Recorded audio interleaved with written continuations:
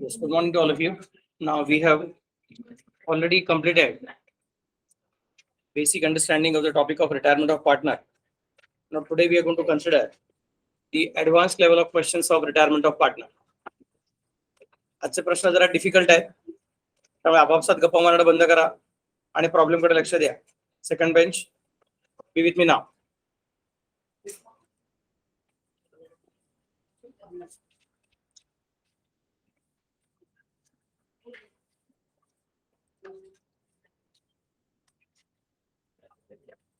I think we have already solved this question. Let us go for the second question. बघा काय म्हणतो तुम्हाला second question. Question is telling you that F, G, and K were partners sharing profits and losses in the ratio of 2:1. K wants to retire on 31st of December 2015. Given below is the balance sheet of partnership as well as other information. I'm not talking there. Be with me. आगे क्या सब चीजें बंद करने का बच्चे. अब लगाऊंगा F, G, and K. These are trade payables. On the asset side we have sundry fixed assets, inventories, trade receivable, including bills receivable of 20,000. Trade receivable and bills receivable मध्ये काय फरक असतो? Can anybody tell me what is the difference between trade receivable and bills receivable? बोला. Trade receivable debtors असतात, bills receivable मध्ये आपल्याकडे डेटरनी काय acceptance दिलेला असतो, त्यामुळे तो डेटर नसतो. म्हणजे बिल आपल्याकडे ते ड्यू डेटला आपल्याला कॅश मिळते. कुठला? डेटर पण मग काय झालं की तो नाही, पण आपण ते कॅन्सल केलेला असतो ना, ऍक्सेप्टन्स ऑलरेडी मिळालेला असतो. डिसेंबर असतो आपला. येस, लीगल प्रॉमिस असतो. मग डेटर म्हणजे काय? सोशल प्रॉमिस असतं. मग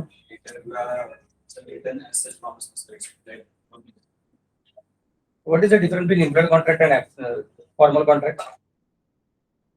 Contract तो सीखा है क्या रे? Implied contract is fully valid contract. There are different types of contract ना, उसमें implied contract is a valid contract.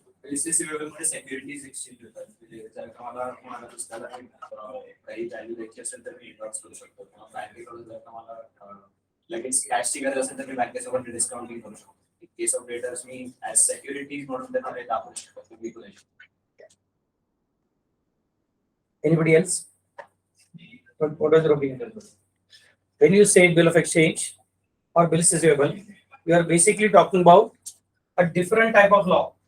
A bill of exchange is not governed by Indian Contract Act, but it is governed by the Negotiable Instrument Act.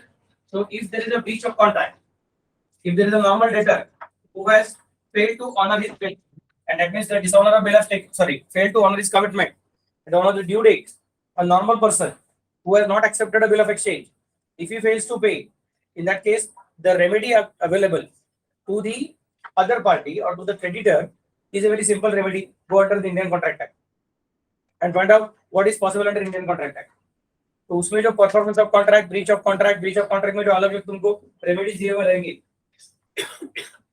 Damages मांग सकता है क्या, और कौन सा type का डैमेजेस मांग सकता है? Vindictive damages, punitive damages. मेरे ख्याल से इंडियन कॉन्ट्रैक्ट एक्ट को क्या रहेगा तुम्हारा? कहां तक आया? तुम्हारा परफॉर्मेंस खत्म होगा तो ब्रीच ऑफ कॉन्ट्रैक्ट चालू हो जाएगा. जब ब्रीच ऑफ कॉन्ट्रैक्ट आ जाएगा तब उसके अंदर तुमको अलग अलग रेमेडीज दिखेंगी कि there can be remedies against a person और there can be remedies against a particular situation. तो वो क्या कर सकता है? स्यू कर सकता है क्या? स्यू किस लिए कर सकता है? डैमेजेस के लिए कर सकता है कि स्पेसिफिक परफॉर्मेंस के लिए कर सकता है? ऐसा अलग अलग पॉइंट्स है. But if you are a normal debtor, that means it's a general receivable. In that case, it is governed under the Indian Contract Act. On the other hand, when a normal debtor accepts a bill of exchange, I repeat, when a normal debtor accepts a bill of exchange, then the transaction gets out of Indian Contract Act and gets in Negotiable Instrument Act. समझ रहे हो कैसे बोल रहा हूँ? तो Indian contract act का purview खत्म नहीं होता है, इंडियन कॉन्ट्रैक्ट एक्ट का ताकत खत्म नहीं होता है, वो चालू ही रहता है, पर उसके ऊपर एक एक्स्ट्रा लेयर आ जाता है. So I can consider it is like a pizza. Indian contract act is like the pizza base. तुम ऊपर कौन सा एक्ट लगाओगे वो चेंज हो जाता है टोमेटो टॉपिक्स. तो तुम नॉनवेज पिज्जा बोलोगे या फिर वेज पिज्जा बोलोगे, तो ये बेस तो वही रहने वाला रहता है. सबको समझा मैं कैसे बोल रहा हूँ? So Indian contract act is the base for everything. उसके ऊपर तुम सेल ऑफ गुड्स एक्ट लगा सकते हो, उसके ऊपर तुम ट्रांसफर ऑफ प्रॉपर्टी एक्ट लगा सकते हो, उसके ऊपर तुम नेगोशिएबल इंस्ट्रूमेंट एक्ट लगा सकते हो. They are all different topics, but base remain same. तो इंडियन कॉन्ट्रैक्ट एक्ट के अंदर का जो ब्रीच ऑफ कॉन्ट्रैक्ट का सिचुएशन है वो तुमको एप्लीकेबल हो ही जाएगा, बट मोस्ट इंपॉर्टेंट तुमको और स्ट्रिंजेंट प्रोविजंस मिलेगा under the negotiable instrument act for the purpose of recovery of money. And as he has rightly said that when a bill of exchange is considered, then you also create one more thing.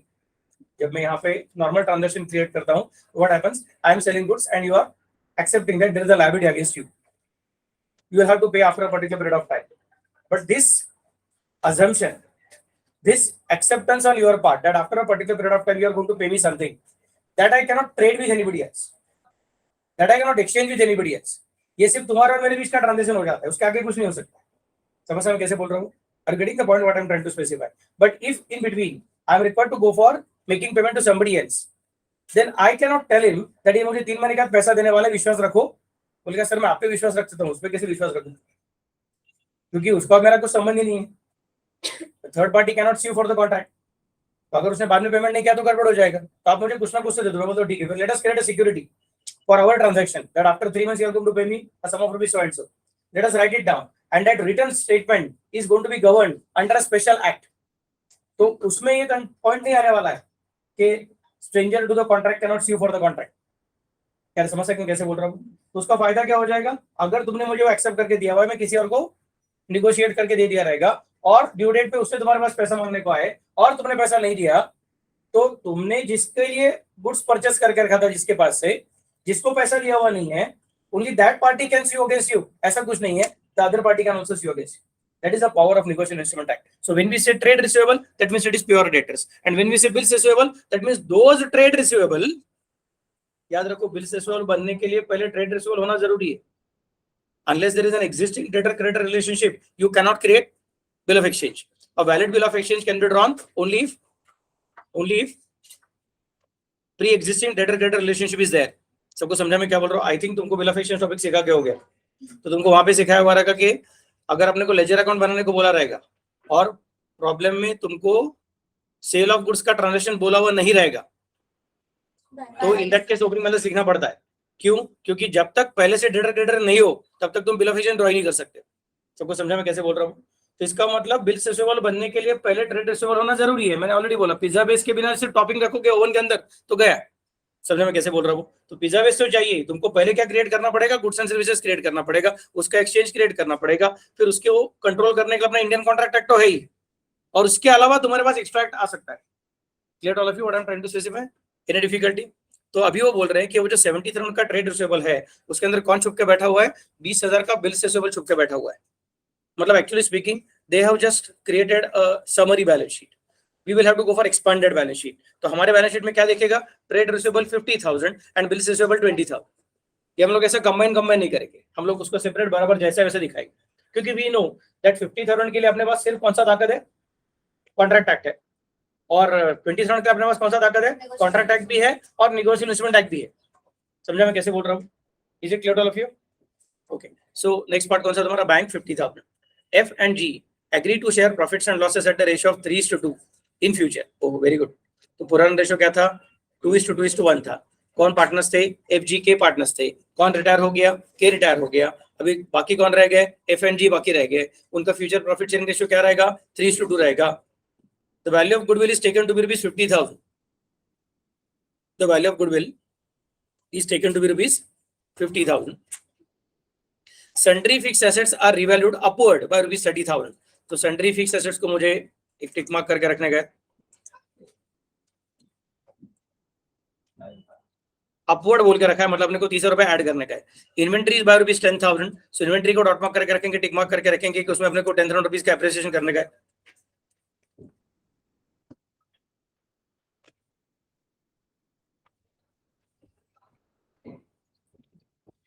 Next, bills receivable dishonoured rupees 5,000 on 31 दिसंबर 2015। तो हमारे ये जो 70,000 है, उस 70,000 के अंदर दो लोग थे, एक था 50,000, एक था 20,000, और फिर वो 20,000 के अंदर एक था, उसका नाम था 5,000। उस 5,000 का गड़बड़ क्या हो गया है कि वो डिसऑनर हो गया। बिल जब डिसऑनर होता है तो इन दैट केस उसका सिचुएशन कैसे ट्रांसफर करने का, उसका सिचुएशन कैसे ट्रीट करने करता है? What happens when a bill is dishonoured in the books of accounts? Yes, The bills receivable is no more your receivable as like a bill and the person becomes your debtor. That means you are again going out of negotiation instrument act and going in the contract act. सबको समझा मैं कैसे बोल रहा हूँ? तो तुमको क्या करना पड़ेगा? Less from bills receivable and add to. सबको समझा मैं कैसे बोल रहा हूँ? तो दिख रहा है कौन तुमको? 70,000। अगर तुम 70,000 ही पकड़ के बैठोगे, अगर तुम लोग 70,000 पकड़ के बैठोगे तो वो 5,000 का जो बिल्स रिसीवेबल का एडजस्टमेंट है उसका इफेक्ट ही नहीं दिखेगा। क्या समझ सकते मैं कैसे बोल रहा हूँ? Got the idea what I'm trying to specify? क्योंकि तूने सबको एक साथ पकड़ के रखा है। So let us take an example कि मैंने बोला शौनक सेकंड बेंच पे आके बैठ, तो in that case what will happen? अगर तुम लोग क्लास के अंदर बैठे हो, तुमको लगे सर कुछ हुआ ही नहीं, number of students in the class are remaining same, क्योंकि we are considering entire class as one unit. The left hand section, मतलब मेरे हिसाब से बोल रहा हूँ मैं, left hand side section and right hand side section, उसको मैं एक ही क्लास कंसीडर कर रहा हूँ। तो अगर राइट हैंड साइड का एक बच्चा वहां से उठ के लेफ्ट हैंड साइड में आके बैठ रहा है तो number of students in the class remain same, लेकिन मैंने उसको सेपरेट कर रहा हूँ। 70 students in the class divided into right hand section 50 and left hand side section 20, और बाद में बोलता हूँ कि नहीं उसमें से 50 वाला एक बच्चा चलो 20 में आके बैठो, मुझे बोलना पड़ेगा लेस फ्रॉम 50 ऐड टू 20, नहीं तो लेस फ्रॉम 20 ऐड टू 50। अगर तुम कंबाइन करते हो 70,000 तो इधर से उधर कुछ गया ही नहीं, क्लास में से निकला क्लास में गया, तो टोटल सेम ही रह गए। लेकिन अगर मैं बोलता हूँ कि नहीं क्लास को हम लोग एक यूनिट कंसिडर नहीं करते, क्लास को हम लोग 2 यूनिट कंसिडर करते हैं, एक लेफ्ट हैंड साइड और एक राइट हैंड साइड, और फिर लेफ्ट हैंड साइड का राइट हैंड साइड में क्या तुमको बोलना पड़ेगा, इसमें से माइनस करो तो उसमें ऐड करो। समझ मैं कैसे बोल रहा हूँ? तो वैसे यहाँ पे पहले क्या कंसिडर करना पड़ेगा? 70,000 को 70,000 लिखने का नहीं है, 70,000 के 2 टुकड़े करके लिखने का है। पहले टुकड़े का नाम है ट्रेड रिसीवेबल, दूसरे टुकड़े का नाम है बिल्स रिसीवेबल। ट्रेड रिसीवेबल का अमाउंट है 50,000 और बिल्स रिसीवेबल का अमाउंट है 20,000। फिर बाद में जब हम लोग रिटायरमेंट को सॉल्व करने को जा रहे थे तभी समझा कि वो 20,000 का जो टुकड़ा है उसके अंदर एक 5,000 का आदमी बैठा हुआ है जो इंसॉल्वेंट हो गया रहेगा, जिसकी वजह से शायद अपने को ऑलरेडी पता चल गया उसका ड्यू डेट आने का बाकी था। I hope this is also taught to you कि if the drawee becomes insolvent, then you did not wait for the due date. The day on which you are aware of the fact that he has become insolvent, immediately you will cancel the bill. क्योंकि negotiation instrument act का starting point ही हुआ है। ये negotiation instrument act क्या बोलता है? दोनों parties अगर solvent रहेगा तो ये चलता रहता है, अगर solvent रहेगा तभी bill of exchange क्रिएट किया था, और बाद में अगर वो insolvent हो गया तो जिस वक्त वो insolvent हो गया immediately negotiation instrument अपना ताकत खो बैठता है। ये मैं कैसे बोल रहा हूँ? उसके पीछे बहुत बहुत ब्यूटीफुल लॉजिक है। It's a system which is designed by Britishes for the purpose of empowering everybody to have the capacity to take part in the monetary system of the world. समझ मैं कैसे बोल रहा हूँ? Very powerful system, very beautiful system. Barter exchange से बाहर निकल के सब लोगों को हम लोग पैसे में लाने का कोशिश कर रहे हैं। सबको समझा कि मैं क्या बोल रहा हूँ? लेकिन उसके अंदर फिर हमको मालूम रहना चाहिए, क्योंकि अभी निगोशिएबल करन जब मैं बोलता हूँ मेरा ये ऐसा 500 रुपए का नोट लिया है, फिर क्या तुम्हारा 1000 रुपए का नोट लिया, अभी 1000 का तो नहीं है, 2000 का वाला, इसके अंदर क्या लिखा रहता है? इधर मैं धारक को 100 रुपया अदा करने का वचन देता हूँ वगैरह। साइन किसका रहता है? किसका? गवर्नर ऑफ महाराष्ट्र, फिर governor of RBI. Governor of RBI को आप मिले हो क्या कभी? वो कैसा दिखता है आपको पता भी है क्या? उसका फोटो नहीं पता, उसका नाम नहीं पता, और कितना तो बार जो नोट आपके हाथ में रहेगा उसका जो गवर्नर का सिग्नेचर रहेगा वो गवर्नर ऑलरेडी रिटायर हो गया रहेगा। क्या समझ सकते मैं कैसे बोल रहा हूँ? तो दुकानदार ऐसा बोलेगा कि अरे ये कौन सा गवर्नर लेके आया है, ये तो रिटायर्ड वाला है। Are you getting the point? दुकानदार फिर भी ऑनर करता है ना, मतलब एक्सेप्ट करता है ना, क्योंकि हमारा लॉजिक क्या है कि पुराने गवर्नर ने अगर प्रॉमिस दिया रहेगा और वो गवर्नर रिटायर हो गया रहेगा, उसके जगह पे नया गवर्नर आया रहेगा, तो फिर नया गवर्नर अपने प्रीडिसेसर का प्रॉमिस पूरा करेगा। समझा मैं कैसे बोल रहा हूँ? So we don't look at the signature but we look at the post. समझा मैं कैसे बोल रहा हूँ? और जब तुम चेक बनाते हो तो साइन कौन करता है? गवर्नर ऑफ आरबीआई करता है कि तुम लोग खुद करते हो? तो गवर्नर ऑफ आरबीआई सॉल्वेंट है, आरबीआई सॉल्वेंट है, अपने को बाय डिफॉल्ट अज्यूम्ड है, उसको टेंशन रहता नहीं, वी डोंट क्वेश्चन। समझा मैं कैसे बोल रहा हूँ? बट जब आप चेक देते हो तो हम लोग अज्यूम करके बैठे रहते हैं यार ये शायद सॉल्वेंट रहेगा, और वो सॉल्वेंट है ऐसा सोच के हम लोग चेक आगे ऑनर करने एंडोर्स करते जाते हैं। तो सॉल्वेंट रहेगा ऐसा सोच के हम लोग प्रोमिसरी नोट को आगे एंडोर्स करते हैं, सॉल्वेंट रहेगा ऐसा सोच के हम लोग बिल ऑफ एक्सचेंज को एंडोर्स करते हैं। समझा मैं कैसे बोल रहा हूँ? तो ये पीछे का अजम्पशन अगर टूट गया और तुम लोग उसको आगे ऐसा कैरी फॉरवर्ड करते बैठोगे अप टू ड्यू डेट, तो ये तो ऐसा हो गया कि म्यूजिक जब तक खत्म नहीं हो रहा है तब तक तुम लोग पासिंग द बस खेल रहे हो, और जिसके हाथ में आगे आउट, क्योंकि bill of exchange actually speaking insurance आदमी का है। अरे समझ सकते मैं कैसे बोल रहा हूँ? This is what we don't want to happen. समझा मैं कैसे बोल रहा हूँ? तो आगे पास करने के पहले याद रखने का है कि उसको भी आगे खेलने को मिलना चाहिए। यार समझ सकते मैं कैसे बोल रहा हूँ? मतलब उसके पीछे तुम्हारा जो अजम्पशन है कि जिसने ये बिल ऑफ एक्सचेंज एक्सेप्ट किया हुआ है वो आदमी सॉल्वेंट रहना चाहिए, तो जिस वक्त वो इंसॉल्वेंट होता है उस वक्त immediately the bill of exchange gets cancelled. अगर उसके बाद में किसी ने एंडोर्स किया रहेगा, समझ में कैसे बोल रहा हूँ? तो that endorsement itself is cancelled, मतलब देयर इज अ चांस कि तुमको पता ही नहीं है, bill is drawn by mister A to mister B on mister B, mister B accepted it, give it to mister A and mister A then inverse it to you and then to you then to you, तुमको तो B कौन पता भी नहीं, कोई इंसान के तुमको पता भी नहीं, और तुमने किसी और को एंडोर्स कर दिया रहेगा बाद में, एंडोर्स डिसऑनर के बाद में, सॉरी डिसऑनर नहीं, इंसॉल्वेंसी के बाद में, तो सामने वाला नहीं बोलेगा सर मुझे शेंटी लगा है, बोलेगा नहीं तू टेंशन मत ले, वो जो एंडोर्समेंट हो गया वो एंडोर्समेंट ही कैंसल्ड है, तो तुम्हारा अभी तक पुराना कॉन्ट्रैक्ट तक चालू है। समझ में कैसे बोल रहा हूँ? That is how the system is designed by Britishers, very beautiful system to ensure that everybody is having the capacity to do the transactions without waiting for the central bank to issue money, समझ में, and without waiting for depending on और I say assuming on the goodness of heart of the other person. अगर उसने तुमको शेंटी लगाया तो उसको पकड़ने के लिए कोर्ट का सिस्टम है, और तुमको सिर्फ क्या याद रखने का है, जब तुम एंडोर्स करोगे तो भी डेट बराबर डालो, साइन बराबर करो, समझ में कैसे बोल रहा हूँ, नाम बराबर लिखो, किसने किसको कब एंडोर्स किया वगैरह करके, उतना मेंटेन करोगे तो प्रूफ ऑफ रिकॉर्ड क्रिएट हो जाता है कि आगे किधर गया कौन से दिन को गया, और उसके बीच में अगर कुछ इधर इवेंट हुआ रहेगा तो automatically it is possible for you to get out of the unnecessary difficulties which you are going to face because of somebody's not so trustworthy nature. समझ में कैसे बोल रहा हूँ? बट एनीवे अपने रिटायरमेंट के लिए वो काम का नहीं है, सिर्फ ये बेसिक याद रखने का है कि अपने को 5,000 रुपए का जो सिचुएशन है उसमें अभी 20,000 वाले को कम करना पड़ेगा और 50,000 वाले को बढ़ाना पड़ेगा। सबको समझ में कैसे बोल रहा हूँ? 20,000 वाले को कम करना पड़ेगा और 50,000 वाले को बढ़ाना पड़ेगा, बट टोटल कितना रहेगा? 70,000 ही रहेगा। 20,000 वाला कम होकर कितना हो जाएगा? 15,000, और 50,000 बढ़ के कितना हो जाएगा? 55,000। 55 और 15 मतलब टोटल कितना हो जाएगा? 70,000। तो टोटल वही रहेगा, लेकिन उसका क्लासिफिकेशन, इंटरनल क्लासिफिकेशन चेंज होगा। सबको समझ में कैसे बोल रहा हूँ? नेक्स्ट पार्ट, आगे मैं किधर गया रे? डिसऑनर्ड, मुझे बिल ऑफ एक्सचेंज को टिक मार्क करने का, ट्रेड रिसीवेबल को मतलब टिक मार्क है मेरा। नेक्स्ट पार्ट इज किधर गया? Dishonour of bill was due to insolvency of the customer, ठीक है। F&G agree to bring sufficient cash to discharge the claim of K and to make their capital proportionate. तो K को पे करने के लिए जितना जरूरत पड़ेगा उतना कैश वो लेके आएंगे, लेकिन कैश लेके आने के टाइम कौन कितना लेके आएगा? जो ज्यादा रही से वो ज्यादा लेके आएगा, जो कम रही से कम लेके आएगा। ऐसा कुछ बोल रहा है क्या? नहीं, ऐसा कुछ नहीं।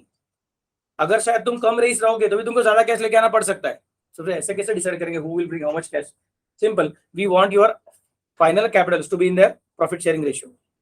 समझ में कैसे बोल रहा हूँ? तो अगर तुम्हारा पीएसआर ज्यादा रहेगा तो we want you to have more capital, तो अगर तुम्हारा पीएसआर कम रहेगा तो we want you to have lower capital. तो अगर तुम्हारा पीएसआर ज्यादा है तो जाओ और घर से कैश लेके आ जाओ। सर मेरे घर पे कैश नहीं तो लोन लेके आ जाओ, हमको फर्क पड़ता नहीं, बट तुमको अभी मेंटेन करना पड़ेगा। After retirement we are expecting that the capital should be in PSR. सगळ्यांना कळते मी काय सांगितलं ते? Next part, also they wanted to maintain 75,000 bank balance for working capital. Very good. Now the problem is having multiple different conditions. The first condition is that वो जो retiring partner है के उसको पूरा पेमेंट कर। सेकंड कंडीशन इज दैट वो के को पेमेंट, मतलब इसको रिटायरिंग पार्टनर्स लोन अकाउंट बोलने का नहीं है, उसको पे करने को क्लियरली बोला है। क्या समझ सकते हैं कैसे बोल रहा हूँ? सेकंड पॉइंट क्या याद रखना पड़ेगा? रिटायरिंग पार्टनर्स लोन अकाउंट नहीं है, के को पेमेंट करने का है तो कैश लगेगी तो घर से लेके आएंगे पार्टनर्स, घर से लेके आएंगे तो कितना लेके आएंगे? So that their capital should become in their PSR. और थर्ड पार्ट, सिर्फ जितना के को पे करने का है उसके लिए जितने कैश की जरूरत है उतनी कैश लेके आने के नाही आहे, तर केला पेमेंट करून झाल्यानंतर सुद्धा बँकेचा क्लोजिंग बॅलन्स 75,000 रुपये असला पाहिजे. So the amount of cash to be brought in by the continuing partners need not be equal to only the amount which is required for the purpose of final settlement of K, but it should be after settling K completely, you should have rupees 75,000 का closing balance. I hope you have understood the three different conditions they have put. अभी तुम्हारा एक game तैयार होते जा रहा है कि बाबा ठीक है क्या करना पड़ेगा, के को पेमेंट करो, मतलब retiring partner loan account balance sheet पे आने वाला नहीं है. दूसरा, कैश कम पड़ेगा तो ओवरड्राफ्ट मत रखो. Don't assume that sir negative cash balance मतलब ओवरड्राफ्ट. कैश कम पड़ेगा तो इन दैट केस पार्टनर्स को घर से लेके आने को बोलो. अच्छा फिर घर से लेके आएंगे और अल्टीमेटली कैश बैलेंस जीरो कर देंगे क्या? नहीं, फिर कैश बैलेंस बाद में 75,000 रखो. Could you visualize the conditions they have put in? Okay, next, what have they asked you? Pass necessary journal entries and draft the balance sheet of F and G. Also prepare capital account of the partners and draft the balance sheet of Mrs. F and G after K's retirement. Okay, before we go ahead for bola, head out to the.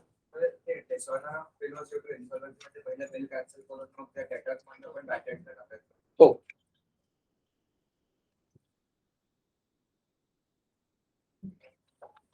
तो बाद में क्या होने वाला इसका मतलब?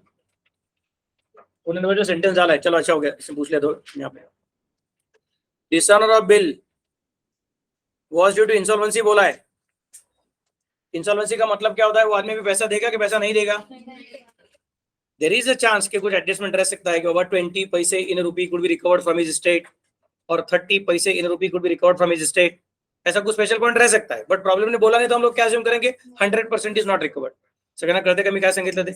Is it clear all of you? तो इसका मतलब अपने को पहले क्या करना पड़ेगा, सुनो ना प्लीज प्लीज, क्या क्या करना पड़ेगा? Number 1, less from bills receivable 5000, add to trade receivable 5000, and बाद में less from trade receivable 5000 and revaluation account debit 5000. मतलब you tell me now final amount of combined trade receivable and bills receivable would be how much? 65,000. समझा ना? Any difficulty? Should I repeat for one more time? Clear कळलंय? चल फटाफट चालू करूया. काय विचारलं तुम्हाला? Show the journal entries. चलो जर्नल एंट्रीज ड्रॉ करने के लिए कम से कम 2 पेज का जर्नल का फॉर्मेट ड्रॉ करो.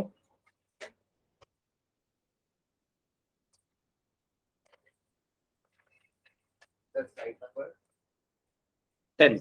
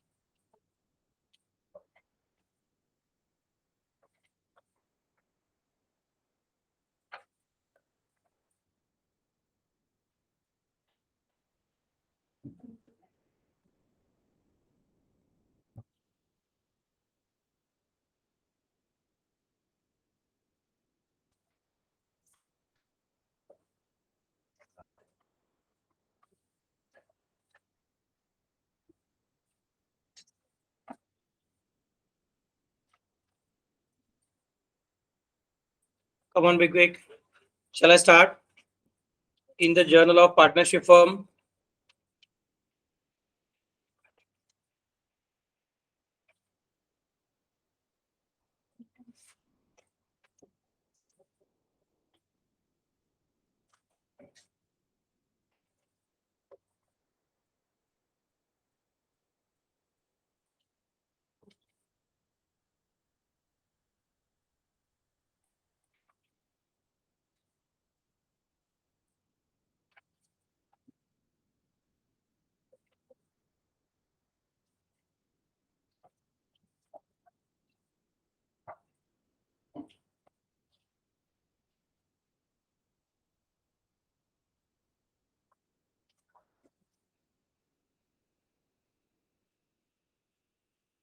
पहिली एंट्री कुठली असणार आहे तुमची?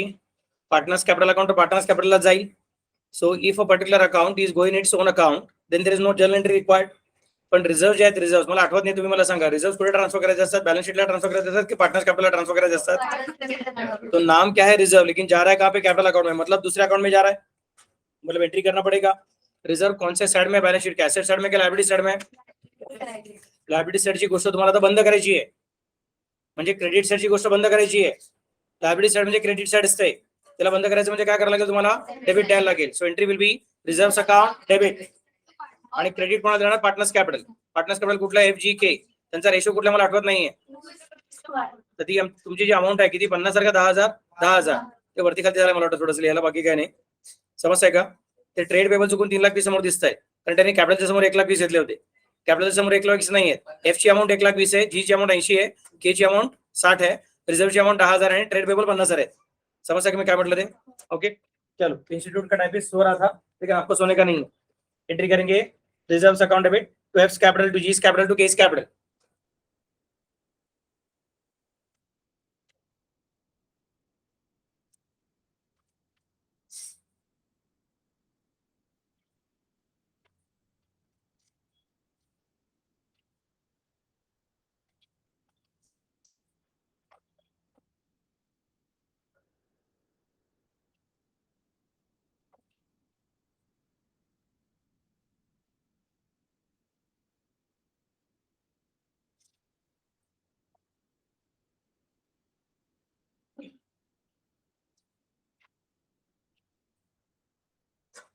Shall I go ahead?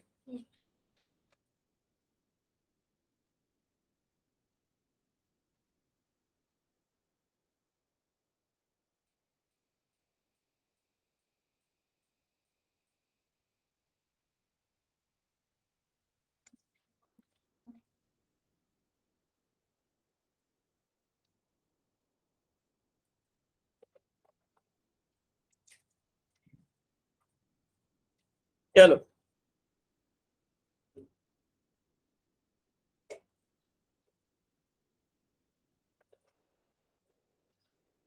Next trade payable तो उसके खुद के अकाउंट में जाएगा। सेंट्री fixed assets inventories trade receivable के अंदर बिल से लो सिर्फ प्रेजेंटेशन का पार्ट है तो एंट्री करने का जरूरत नहीं, बैंक भी खत्म हो गया, so no problem. Next point, F&G agree to share future profits and loss in ratio of 3:2, अच्छी बात है। Value of goodwill of the firm is taken to be rupees 50,000। आता गुडविलची अमाउंट 50,000 आहे, 2 पेजेस सोडून द्या जर्नल एंट्रीसाठी आणि मग पुढे लिहा working note, calculation of gain ratio आणि ट्रीटमेंट ऑफ गुडविल आपण वर्किंग करू। पहिल्यांदा गेन रेशियो कॅल्क्युलेट करा। I don't think I need to give you any explanation for the same. फटाफट गेन रेशियो कैलकुलेट करो। ओल्ड रेशियो दिया हुआ है, न्यू रेशियो दिया हुआ है। Gain ratio will be discuss in the will be calculated as NR minus OR।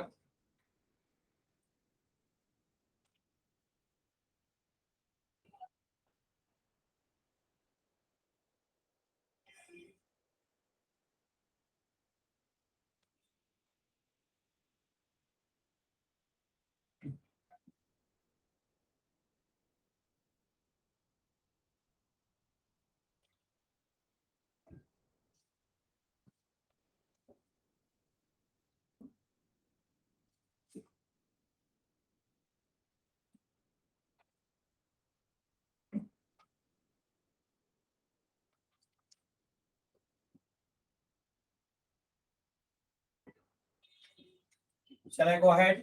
Yes.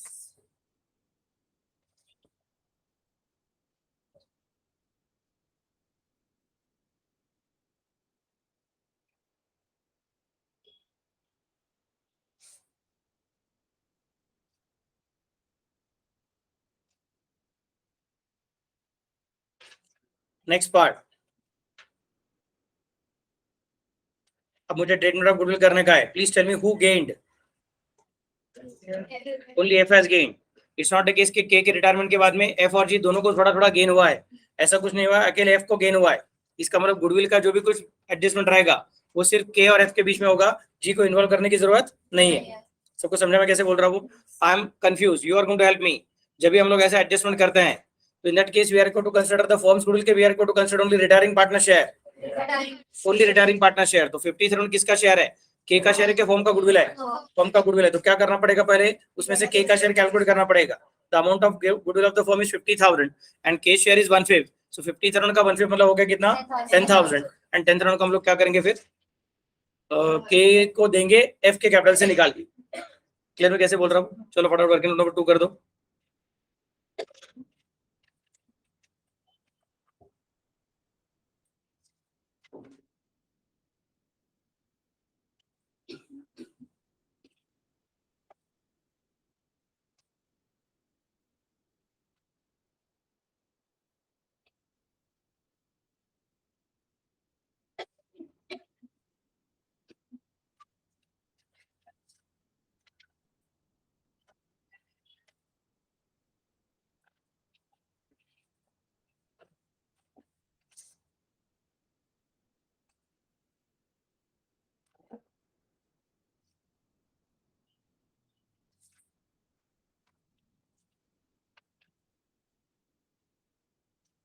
Complete. चलो वापिस आ जाओ तुम्हारे जर्नल में। इन the journal you will pass the entry. के को मिलना है, मतलब के का कैपिटल अकाउंट बढ़ाना है कि कम करना है? के का कैपिटल अकाउंट को बढ़ाएंगे और किसके कैपिटल अकाउंट को कम करेंगे?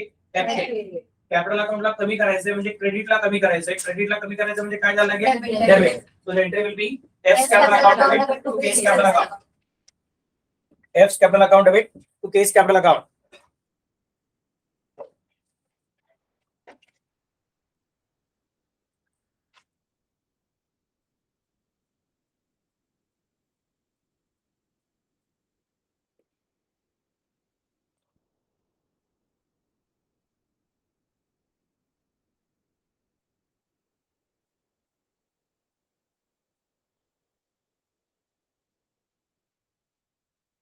अगला पॉइंट,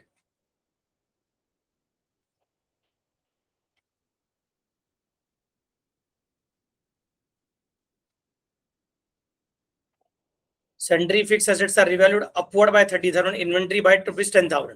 दोनों में एप्रिसिएशन है। एप्रिसिएशनचा अर्थ काय होतो? एप्रिसिएशन म्हणजे प्रॉफिट, एप्रिसिएशन म्हणजे लॉस. एप्रिसिएशन म्हणजे प्रॉफिट म्हणजे revaluation account should be credited and respective asset account should be debited. So entry काढा फटाफट सांगा मला. चलेगा, कंबाइन एंट्री कर देंगे हम लोग. Sundry fixed asset account debit rupees 30,000, inventories account debit rupees 10,000, to revaluation account rupees 40,000.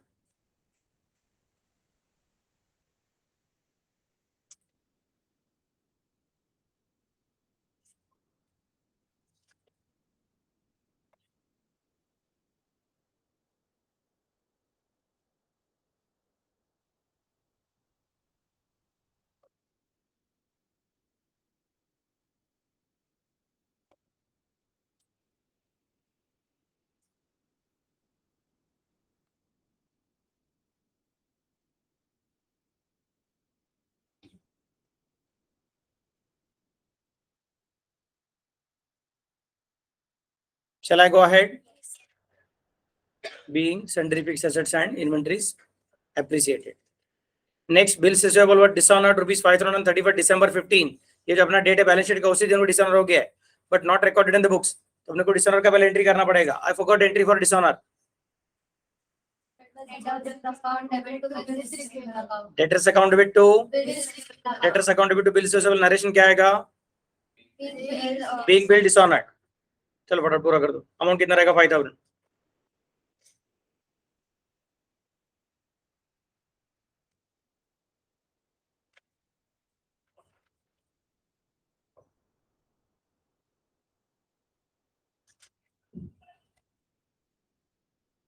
Debtors account debit to bills receivable rupees 5,000 being bill dishonored.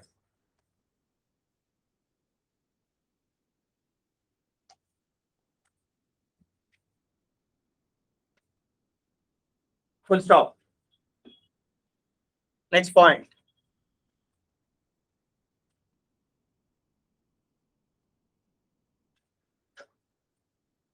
लेकिन this dishonour is due to insolvency of the customer. तो बाद में उस customer को अपने को bad debt करके write off करने का है.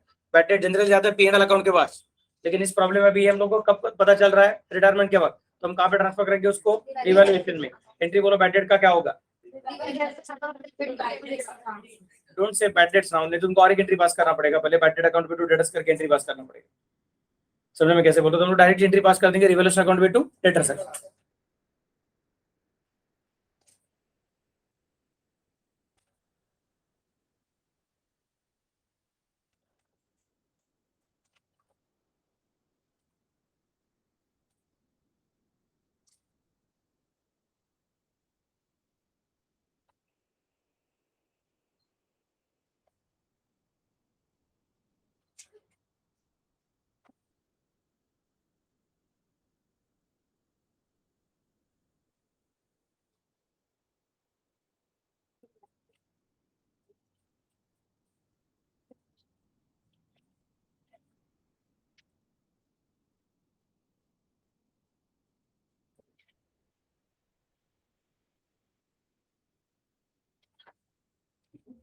चलो, then comes the next point.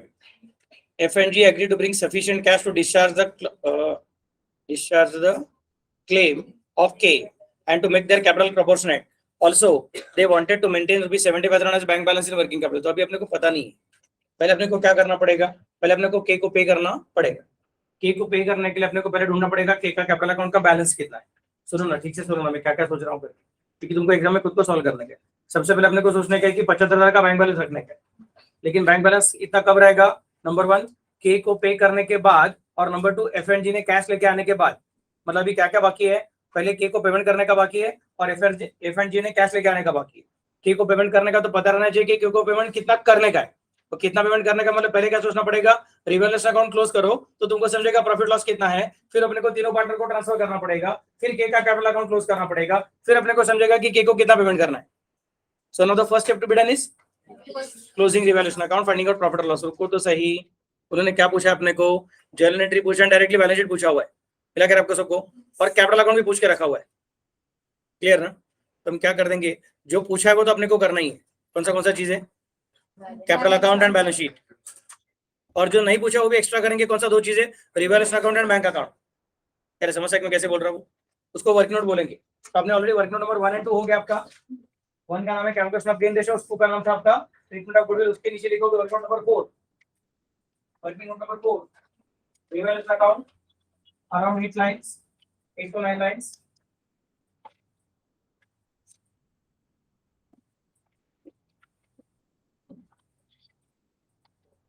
उसके नीचे bank account around 8 to 9 lines.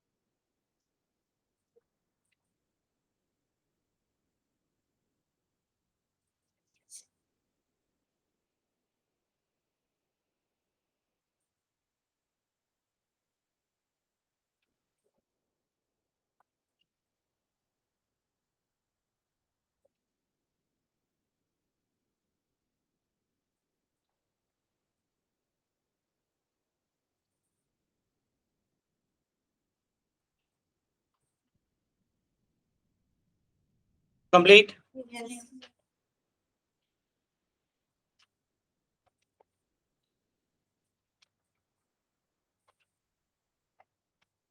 पहले पार्टनर्स कैपिटल अकाउंट ट्रांसफर करोगे, by balance brought down 1,20,000, 80 and 60। उसके नीचे रिजर्व ट्रांसफर करोगे, बाय रिजर्व आपने एंट्री किया था उसके हिसाब से तीनों के कॉलम में ट्रांसफर कर दो। रिवैल्यूएशन अकाउंट में कुछ ट्रांसफर करने का सवाल ही नहीं आता है। बैंक अकाउंट में आएगा टू बैलेंस ब्रॉट डाउन 50,000।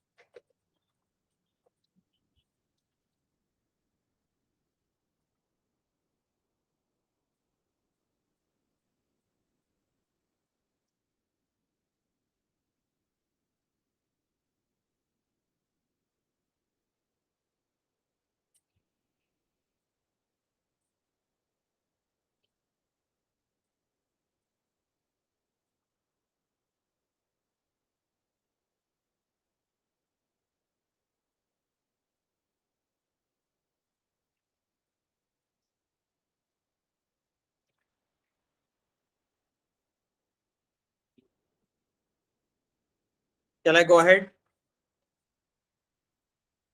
सिर्फ आपका ओपनिंग बैलेंस लिख के हुआ रहना चाहिए।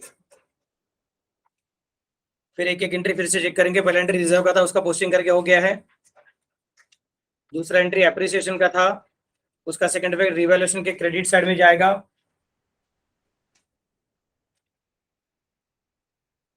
एक रहेगा बाय सन्ट्री फिक्स एसेट, एक रहेगा बाय इन्वेस्टमेंट्स इन्वेंट्रीज मेरे ख्याल से, या इन्वेंट्रीज। और फिर डेबिट साइड में मेरे ख्याल से 2 बैड डेट्स रहेगा आपका, फिर 2 डेटर्स रहेगा। फिर आप रिवैल्यूएशन अकाउंट को क्लोज करोगे, उसका प्रॉफिट लॉस फाइंड आउट करोगे और तीनों पार्टनर्स में ट्रांसफर करोगे। उसका रेशियो रहेगा 2:2:1।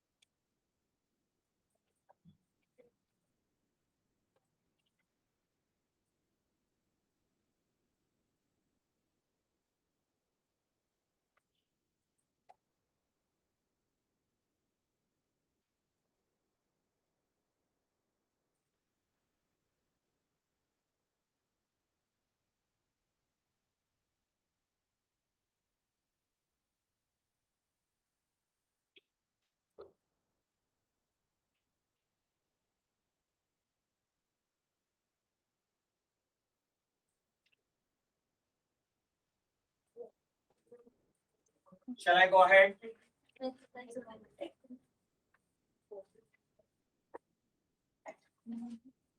आपका रिवैल्यूएशन अकाउंट का प्रॉफिट लॉस कितना है बोलो? 35,000 का लॉस है जिसको आपने, हाँ सॉरी प्रॉफिट है जो आपने एफ जी और के को ट्रांसफर किया है to the extent of 14,000 and 7,000. Am I correct? So entry क्या होगा आपका? Revaluation account debit to F capital to G's capital to K's capital. Please go back to the journal entries. Revaluation account debit to F capital to G's capital to K's capital. B, revaluation profit transferred to partners. B, revaluation profit transferred to all partners.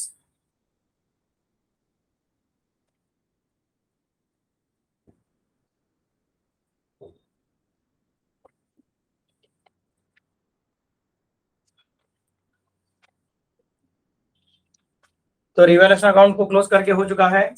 Partners capital में भी आ जाओ. उसके credit side लिखोगे आप लोग by revaluation.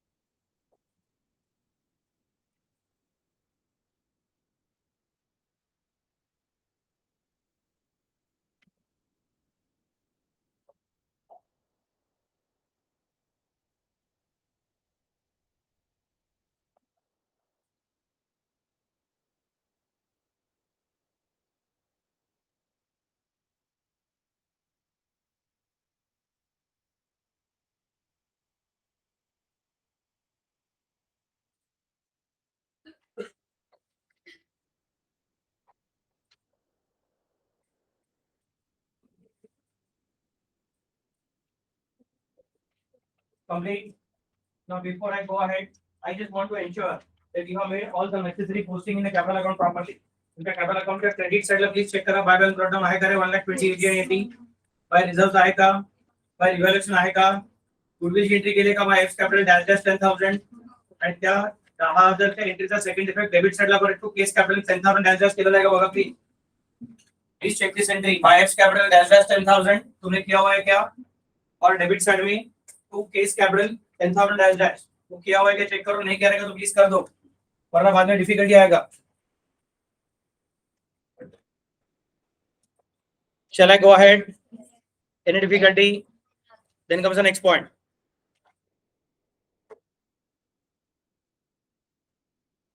अभी क्या करने का अपने को? सबसे पहले के को बंद करने का है क्योंकि हमने यही सोचा था. हमको क्या चाहिए था? बैंक का क्लोजिंग बैलेंस 75,000 चाहिए था. लेकिन कब चाहिए था? के को पे करने के बाद और एफ एंड जी ने पैसा लेके आने के बाद. तो के को पे कितना करने का पता नहीं है, एफ एंड जी ने कितना पैसा लाने का पता नहीं है. इसलिए हमने क्या बोला था? फिर सबसे पहले क्या पूरा करेंगे? पहले के को बंद करने का कोशिश करेंगे. के को बंद करने का तो पूछना पड़ेगा कि उसको कितना पैसा मिलना चाहिए. उसको उसका ओपनिंग कैपिटल मिलना चाहिए, वो लिख दिया. उसको उसका शेयर ऑफ पास्ट प्रॉफिट मिलना चाहिए, रिजर्व्स, लिख दिया. उसको उसका गुडविल मिलना चाहिए, लिख दिया. और उसको उसका रिवैल्यूएशन का प्रॉफिट लॉस भी मिलना चाहिए, अभी वो भी लिख के हो गया. That means now we can close K's capital account. समझे मैं क्या बोल रहा हूँ? तीनों पार्टनर का कैपिटल अकाउंट क्लोज मत करो, सिर्फ के का कैपिटल अकाउंट क्लोज करने का है. क्लियर मैं क्या बोल रहा हूँ? क्योंकि बाकी दो लोग शायद कैश लेके आएंगे, शायद कैश लेके भी जाएंगे, पता नहीं. तो सिर्फ के का कैपिटल अकाउंट क्लोज करने का, बैलेंसिंग फिर फाइंड आउट करने का एंड उसको फिर डेबिट साइड में बोलने का है टू कैश और bank.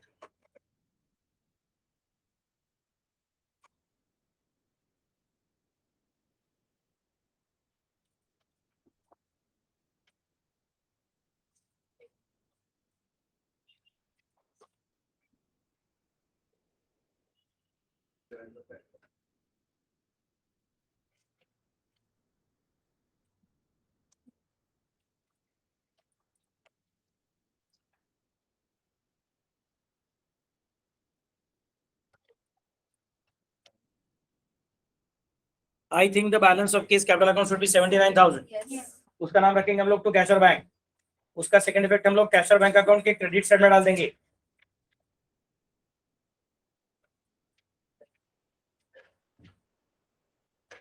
By case capital amount कितना rupees? 79,000. Clear? Next part. Next part कौन सा है आपका? अभी इसके एंट्री करके दिखाने का है. Come back to journal. In the journal you are going to specify K is the receiver and cash is going out. Entry will be K's capital account debit to cash or bank account.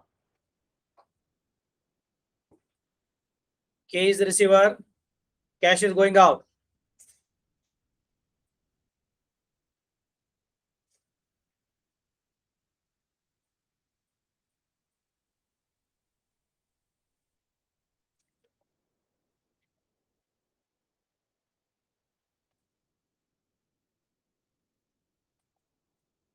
Shall I go ahead? Next part.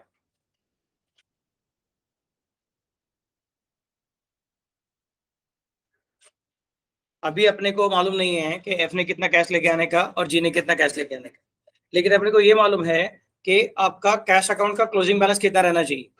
समझ रहा मैं कैसे बोल रहा हूँ? तो please come back to your cash और bank account. मैं थोड़ा सा कंफ्यूज हूँ. आपको बैंक में ओवरड्राफ्ट चाहिए है कि आपको बैंक में बैलेंस चाहिए है? बैंक में बैलेंस, इसका मतलब एसेट में, बैंक में बैलेंस मतलब लायबिलिटी. अगर वो बैलेंस मतलब ना एसेट है, तो asset always has a debit balance, asset has a credit balance. Asset always have a debit balance. The debit balance we are recording on opening the bank account and closing the bank account. Now we are opening the bank account, we are closing the bank account. That means we are talking about the closing debit balance. सबको समझा मैं कैसे बोल रहा हूँ? I'm repeating for the last time. आपल्याला काय पाहिजे आहे? बँकेचा बॅलन्स पाहिजे आहे का बँकेचा ओव्हरड्राफ्ट पाहिजे आहे? बॅलन्स पाहिजे. बॅलन्स म्हणजे ऍसेट का लायबिलिटी, इंटरमीडिएट डेबिट बॅलन्स का क्रेडिट बॅलन्स, आणि आपल्याला हा डेबिट बॅलन्स कुठल्या दिवशीचा पाहिजे? ओपनिंग डेटचा पाहिजे का क्लोजिंग डेटचा पाहिजे? आपल्याला क्लोजिंग डेबिट बॅलन्स पाहिजे आहे. आता मी तुम्हाला काय शिकवलं होतं? ओपनिंग म्हणजे सीधा साधा, क्लोजिंग म्हणजे उलटा पुलटा. जर का हा क्लोजिंग डेबिट बॅलन्स आहे तर याला कुठे लिहायला लागेल? क्रेडिट साईडला लिहायला लागेल. कुणाच्या क्रेडिट साईडला लिहिणार? Partner side. आपण बँक अकाउंट क्लोज करतो, पार्टनर कुठे झालं तुझ्या? मी परत विचारतो, आपल्याला काय पाहिजे आहे? बँक बॅलन्स पाहिजे आहे का बँक ओव्हरड्राफ्ट पाहिजे आहे? आपण बँकेबद्दल बोलतो, मग पार्टनरचं नाव कसं घ्यायचं? आपल्याला इकडे यायचं 75,000. पार्टनर सोडा नहीं सची.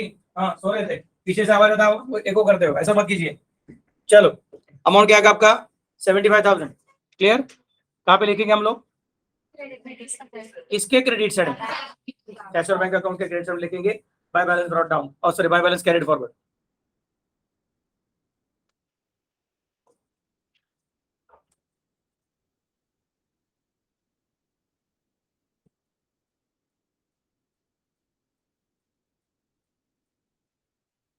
By balance carried forward amount किती तुमचं? 75,000. सगळ्यांना कळलं का रे? Any difficulty? Next part. मला या बॅलन्सचं सेकंड पेज द्यायचं बाकी मला माहिती. बॅलन्सचं सेकंड पेज कुठे आहे? ऑब्वियसली बॅलन्स शीट मध्ये. बॅलन्स शीटच्या ऍसेट साईडला दिसतं बँक बॅलन्स. आपण अजून बॅलन्स शीट बनवलेली नाही, म्हणून आपल्याला सेकंड पेज घेता येत नाही. पण आता एवढं तर कळलेलं आहे की आपल्या बॅलन्स मध्ये, सॉरी बँकेमध्ये ओपनिंग बॅलन्स किती होता सांगा प्लीज? ओपनिंग बॅलन्स त्यात आपण किती पे केले? 79,000. आणि तरी आपल्याला क्लोजिंग बॅलन्स किती पाहिजे? 75,000. म्हणजे आपल्या हातामध्ये 50,000 होते, त्यातनं आपण 79,000 पे केले, विच इज ऍक्च्युअली इम्पॉसिबल. आणि तरी सुद्धा 75 उरले, which is next to impossible. म्हणजे काय झालं? ऍक्च्युअली स्पीकिंग आपल्याकडे 1,54,000 होते असं आपल्याला म्हणायला लागेल. आपण म्हणतो आपल्या हातामध्ये 50,000 होते, त्यातनं आपण 79 दिले आणि 75 दिले, 79 दिले आणि 75 दिले. म्हणजे आपण सगळे म्हणून 1,54 पे केले. म्हणजे आपल्याकडे 1,54 असायला पाहिजे होते, पण आपल्याकडे फक्त 50 आहेत. म्हणजे बाकीचे 1,04 पार्टनर्सनी आणले असतील. सगळ्यांना कळलं मी काय म्हणतो ते? So what are we going to do now? 79 and 75 का टोटलिंग करूंगा, फिर टोटलिंग डेबिट साइड लिखूंगा, फिर बैलेंस शीट कैलकुलेट करूंगा, उसका नाम रखूंगा 1,04.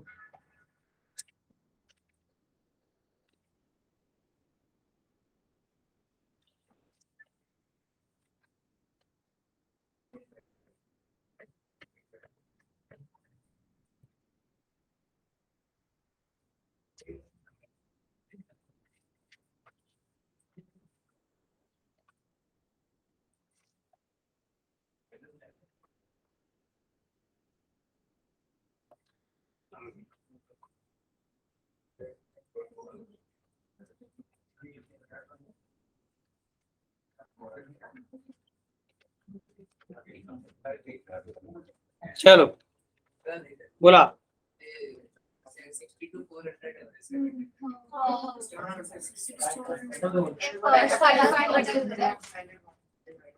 नाही कळलं काय म्हणताय? पार्टनर कॅपिटल दिलं ना बँक अकाउंट ठीक आहे 97 मी तुम्हाला किती कुठे लिहिलं सांगितलं मी तुम्हाला फक्त 1 लाख कोड लिहायला सांगितलं कॅपिटल पण आहे.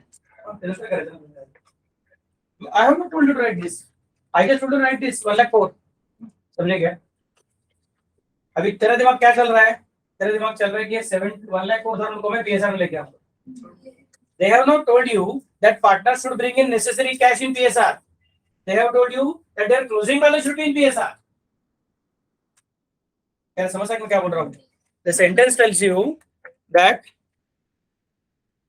F and G agree to bring sufficient cash to discharge the claim of K and to make their capital proportionate. So what is to be proportionate? Cash to be brought in is proportionate के amount of capital remaining after.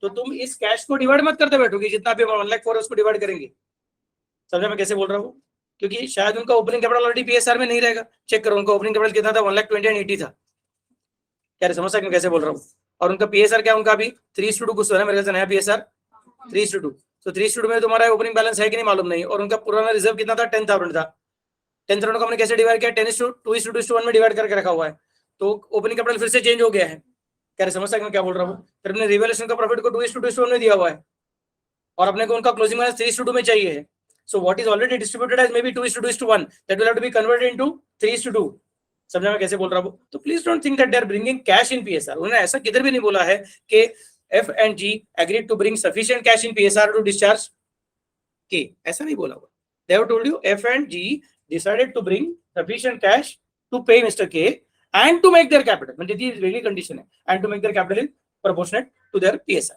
सगळ्यांना कळतंय का so what we have done we have just completed 1 lakh 4 सगळ्यांना कळतंय का आता काय करूया आपण आता परत पार्टनर्स कॅपिटल मध्ये जाऊया पार्टनर्स कॅपिटल कडे जाऊया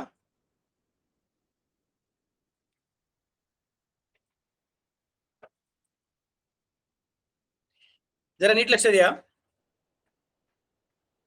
नहीं तो ऐसा कर directly that will be more easy come to your balance sheet directly अभी तक क्लोजिंग बैलेंस शीट बनाया नहीं रहेगा तुम लोगों ने please prepare closing balance sheet now बनाया रहेगा तो ठीक है जितना बनाया उतना उसके साथ in the closing balance sheet right partners capital balance sheet का नाम रहेगा balance sheet of firm after retirement of K balance sheet of firm after retirement of के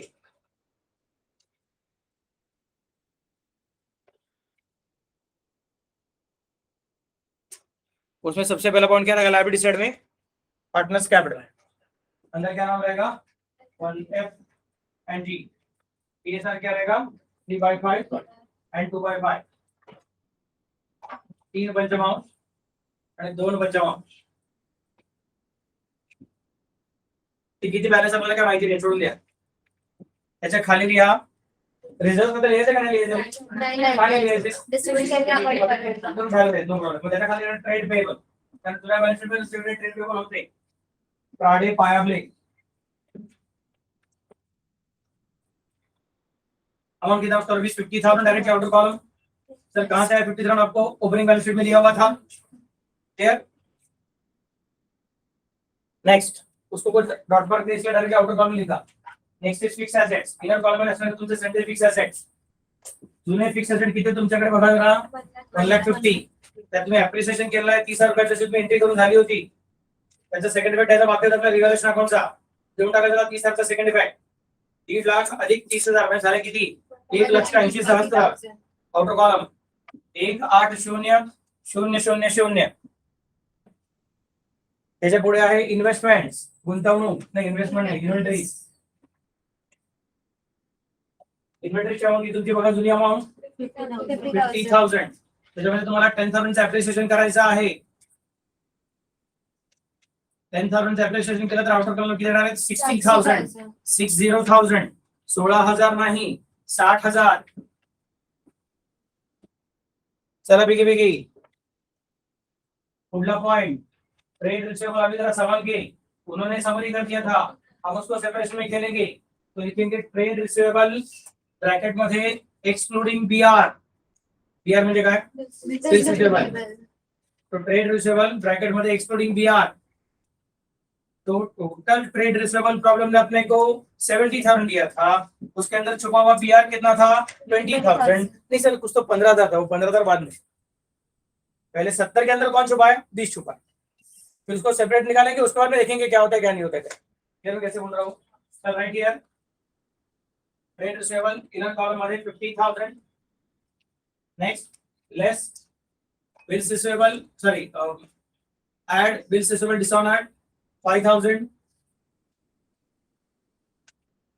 तो डेटा फिर से बढ़ गया अपना। अंदर less bad debts 5,000,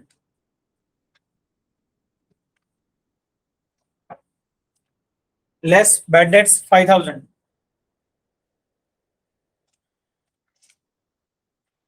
outer column में किती येणार आहे 50 minus 5 plus 5 50,000। Next part bills receivable जे आपण सेपरेट करून ठेवलं होतं ते घ्यायचं होतं पहिल्यांदा 20,000, त्यात म्हणायचं लेस डिसऑनर्ड 5,000,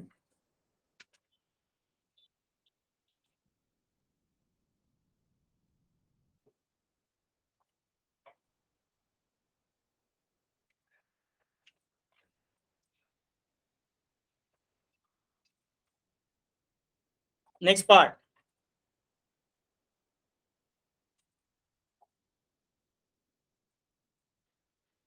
आउटर कॉलम मध्ये 15,000 आलेले आहेत। नेक्स्ट पार्ट इज बैंक, जिसका हमने सबसे इंतजार करके रखा था कि 75,000 का क्या अपना बैंक बैलेंस है, बैंक बैलेंस है मतलब एसेट है, एसेट है मतलब डेबिट बैलेंस है, और उसका एक इफेक्ट अपना बैंक अकाउंट के क्रेडिट साइड में आ चुका था क्योंकि closing debit balance comes on credit side. उसका मेन इफेक्ट देने का बाकी था, जैसे कि bank balance 75,000 which is already given by the problem and which is also used by SL working number 4। सबको समझा क्या मैं क्या बोल रहा हूँ? So that is amount coming to outer column भी 75,000। आता बॅलन्स शीटच्या लायबिलिटी साइडला पार्टनर्स कॅपिटल पेंडिंग आहे आणि ऍसेट साइडला एकही गोष्ट पेंडिंग नाही, म्हणजे मी काय करू शकतो, आधी ऍसेट साइडची टोटली करू शकतो। एक टोटल ऑफ ऍसेट साइड, आपल्याला बेसिक इक्वेशन माहिती आहे की asset should be equal to liabilities, so the total of asset side will become total of liability side। बघा ऐका तर खरी एकदम please. So total of assets is 3,80,000 आणि ऐका तर खरी लास्ट बेंच, आणि मग total of liabilities also 3,80,000, तर की 50,000 कोण आहे, म्हणजे 3,20,000 कोण असणार आहे, कॅपिटल हे कोण आहे, पार्टनर्स कॅपिटलचा closing balance which we want in proportion to their PSR। काय समस्या काय म्हणतो ते, कॅश PSR मध्ये नको आहे, पार्टनरचा कॅपिटल जे उरणार आहे ते PSR मध्ये पाहिजे।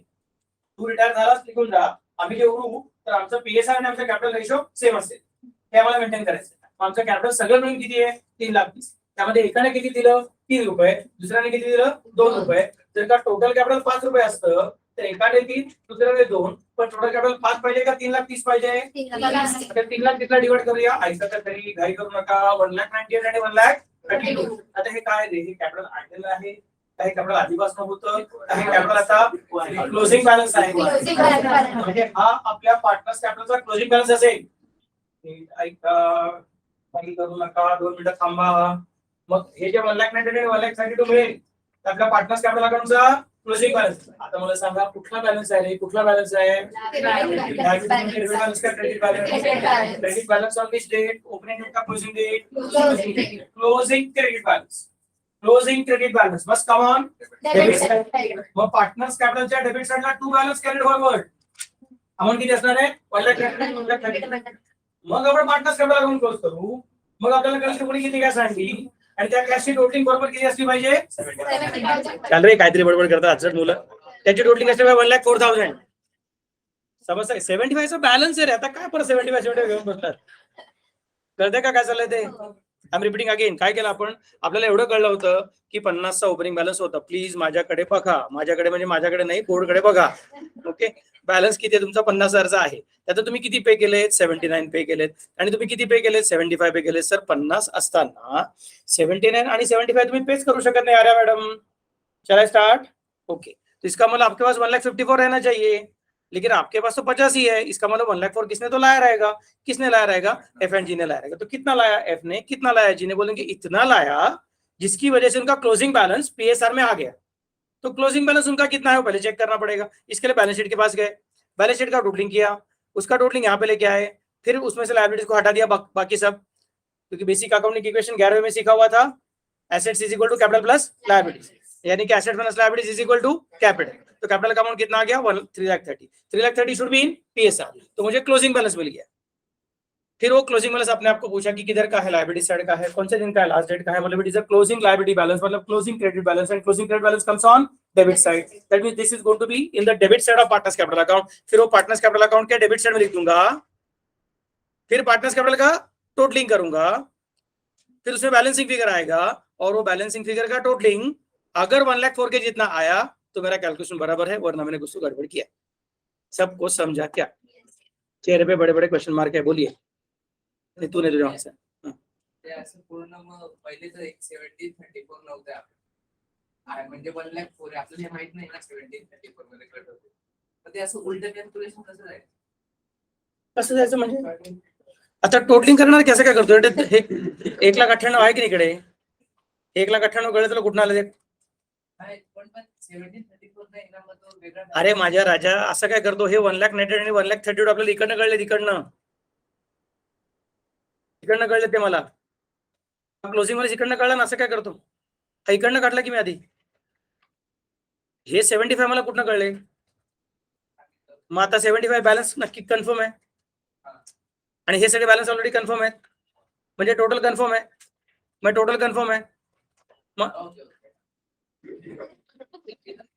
बोला। तर अजून एक ते 1,04,000 येण्यासाठी 70 आणि 34 मध्ये कॅपिटलचे ऑलरेडी आपले आपण पोस्टिंग ऑलरेडी केले त्याच्यात ऍड करायचे, आणि ते 10,000 इकडे सबट्रॅक्ट करायचं, त्यात 1,04,000 ऍड करायचं, तरी 3,30,000 येतात आणि मला 302 मध्ये तर तेच करतो जे आपण केलं, फक्त आपण स्टेप वाईज करायचं, तिकडेच केलं, त्याचं काही नोट वगैरे द्यायला नाही लागणार ना, मतलब तुला इकडे असं केलं की काय फरक पड़त नहीं, because you are showing the balancing figures here ना, तो देन इट बिकम्स इजी, इसलिए वर्किंग करके दिखाना पड़ेगा कि कैसे कैपिटल किया हुआ है। जैसा हम लोग गुडविल का वर्किंग करते थे ना, जैसा पर्टिकुलर्स हम लोग गुडविल का वर्किंग में क्या करते थे, particulars total and partners capital, मतलब एबीसी, यहाँ पे करना पड़ेगा पर्टिकुलर्स FGK एंड टोटल, फिर बोलना पड़ेगा total credit minus total debit is equal to actual balance, फिर बाद में add brought in less withdrawn is equal to expected balance, फिर एक्सपेक्टेड बैलेंस से तो कौन कितना ब्रॉट इन करेगा करके दिखा, ऐसा एक प्रॉब्लम आएगा आज, I'll show that one.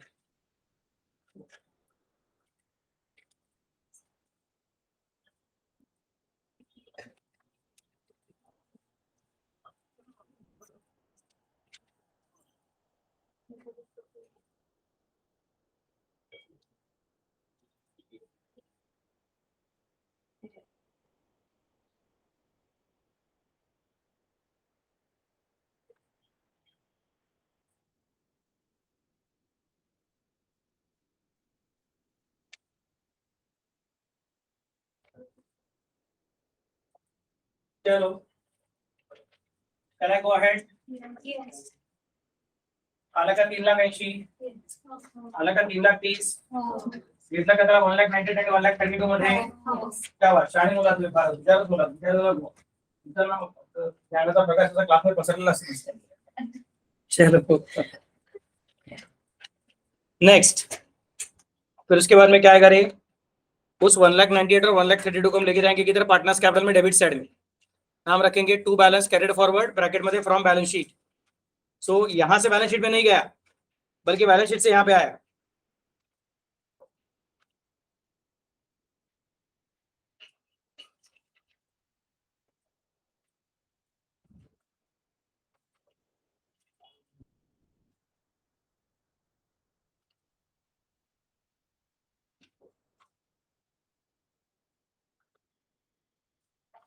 Next part,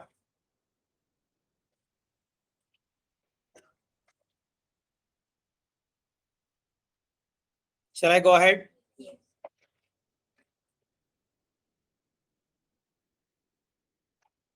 फिर बैलेंस शीट लिखने का बाय कैश और बैंक, तो अमाउंट रहेगा 70 एंड 34, फिर उसका सेकंड इफेक्ट आएगा डेबिट साइड में, ऑलरेडी लिख के रखा था टू पार्टनर्स कैपिटल, तो तुमने 1,04,000 आउटर कॉलम लिख के रखा था, FNG के सामने इनर कॉलम में जगह पेंडिंग रखा था, वो जगह भर दो, रंगोली पूरा कर दो। कभी तुमको कुछ एंट्री करने का बाकी है, एक एंट्री कौन सा करने का बाकी है, के को पेमेंट किया का एंट्री बाकी है, और FNG ने कैश लेके आया उसका एंट्री बाकी है, के का पेमेंट करके हो गया क्या? ओके ठीक है, फिर अपने को एफ एंड जी का कैश लेके आने की एंट्री बाकी है. Entry as cash is coming in, debit what comes in, cash और bank account debit to F capital to G's capital.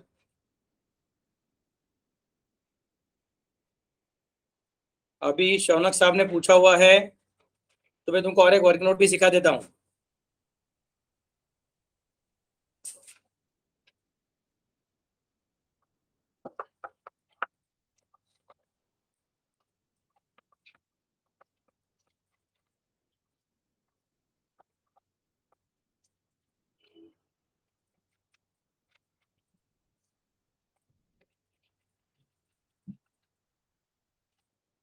गया अभी वो पूरा गया वो अभी उसका ये कह रहेगा पॉइंट.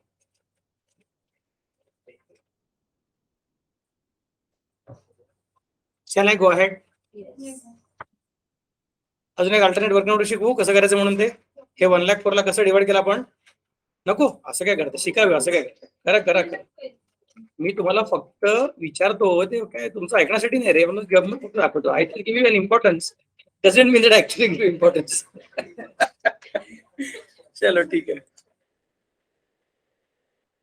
ओके.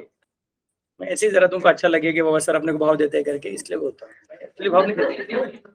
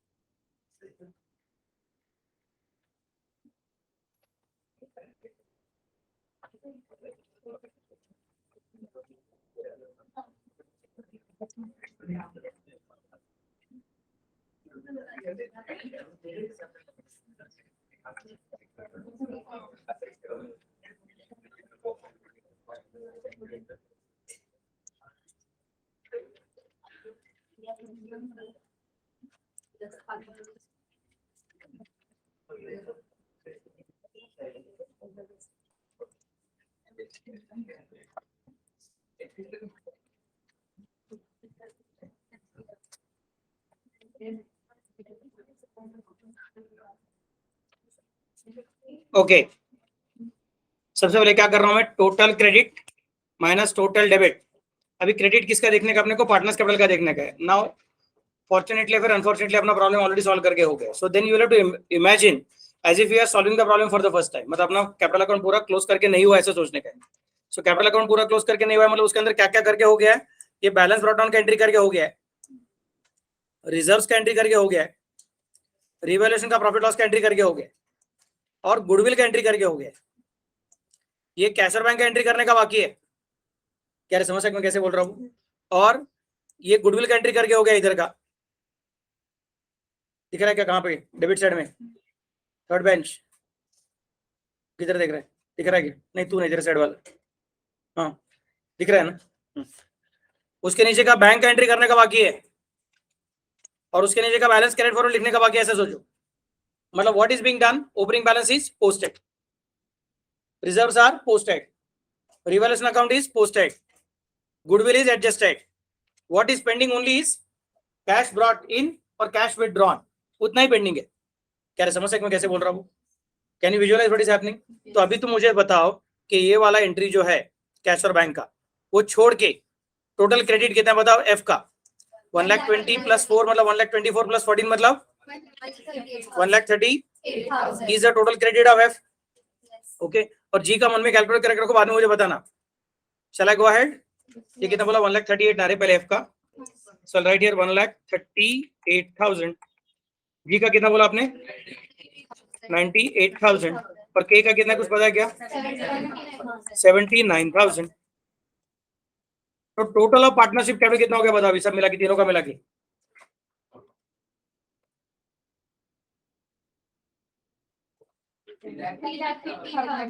$3,15,000. नेक्स्ट, अभी अपने को किसको पेमेंट करने का? पहले के को पेमेंट करने का. कितने का पेमेंट करने का है? 79,000 का पेमेंट करने का है, बराबर ना? लेकिन उसके पहले मेरे ख्याल से डेबिट साइड में कुछ एंट्रीज बाकी है. किसमें है वो? एफ में के, जी में के, के में के, अकेले एफ में? अकेले एफ में कितने का? 10,000 का एंट्री. बाकी डैश मतलब हो गया 10,000. मिला क्या आपको सबको? तो बैलेंस कितना बाकी रहेगा? 1,28,000. और ऊपर का 98,000 सेम टू सेम. कार्य समझ से क्या है? और 79 भी सेम टू सेम. तो टोटलिंग कितना आएगा? 3,05,000. Any difficulty? नेक्स्ट, अपने को अभी ब्रॉड इन कितना मालूम नहीं है, लेकिन अपने को विड्रॉन मालूम है. विड्रॉन कितना रहेगा रे? 79,000 राइट. अरे समझ सकते मैं कैसे बोल रहा हूँ? ये गारंटी है कि एफ विड्रॉ नहीं कर पाएगा, ये गारंटी है कि जी विड्रॉ नहीं कर पाएगा, ये गारंटी की के अकेला विड्रॉ करेगा. मतलब टोटल 79,000 विड्रॉ होगा. और हमने कैसर बैंक अकाउंट क्लोज किया था, उसके सब मालूम है कि सब मिला के 1,04,000 अमाउंट बाकी रहेगा. सॉरी, अमाउंट लाया रहेगा सब मिला के. So now I don't know about amount brought in bye F. हा कॉलम मला करता येत नाहीये. दिसतंय का? फ्लिकर होतंय का तुमच्या समोर? आणि जी चा कॉलम मला करता येत नाहीये. के तर आणतच नाही, मला 100% गॅरंटी आहे के घेऊन चाललाय. तो सर अभी इन दोनों में कैसे कंसिडर करने का पता नहीं. मैं बोलूंगा ठीक है जाने दो, ये तो गारंटी होगी कि ये जीरो रहेगा. क्यों? उसको तो पूरा सेटल कर दिया हमने. लोन अकाउंट वाला कुछ मेंटेन किया नहीं है, तो उसका क्लोजिंग बैलेंस क्या रहना चाहिए? जीरो ही रहना चाहिए. तो मैं बोल सकता हूँ मतलब 3,05,000 क्या था अपना capital before K's repayment, plus 1,04,000 is the cash brought in to repay Mister K, and 79 is the amount which is withdrawn by K. So what is the final capital? 3,05,000 minus 79 plus 1,04,000. 3,30,000 exactly. नक्की का? कळलं का बाळा? नाही कळलं अजून? कळलं का नाही कळलं? नाही कळलंय म्हणजे? अच्छा, ओके, ठीक आहे. तो कळलं नाही तर परत विचारा, मी एकदा काय 10,000 सांगेन, त्याला प्रॉब्लेम नाही है. ठीक है. सो 3,30,000 का कैपिटल तो रहना ही है. किधर से आया? 3,05,000 था, प्लस 1,04,000 आया, माइनस 79 का आया. तो combined capital of the entire partnership form taken together is rupees 3,30,000, and this capital should be in PSR. What should be the capital balance? Tell me. 3:2.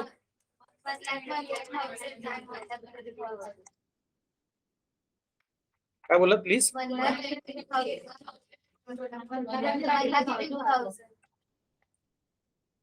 है कितना और चाहिए कितना? तो घर से कितना लेके आओ. है कितना? चाहिए कितना? तो घर से कितना लेके आओ. 34 और 70 मतलब हो गया कि 1,04,000. तो वी आर करेक्ट. करते कसे केलं आपण वर्किंग ते? Any difficulty? नक्की कळलं का बाबा लोक, बेबी लोक का बाउन्सर? ओके, पटकन वर्किंग नोट लिहून घ्याल का? Alternate working note for calculation of cash brought in by partners.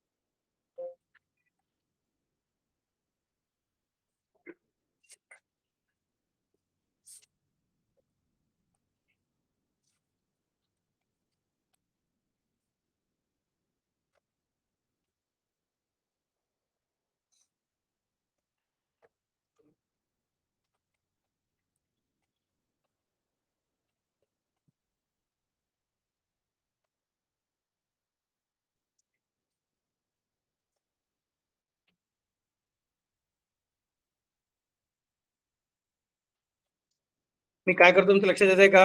हो. मी लिहून ठेवतो की पहिल्यांदा काय लिहिलं, मग काय लिहिलं, मग काय लिहिलं, आपण कुठल्या डायरेक्शन खालती झालो वगैरे म्हणून ते. म्हणजे तुम्हाला नंतर घरी गेल्यावर असं नको वाटायला, सगळं रांगोळी चालू करून तेच कळलं नाही म्हणून ते.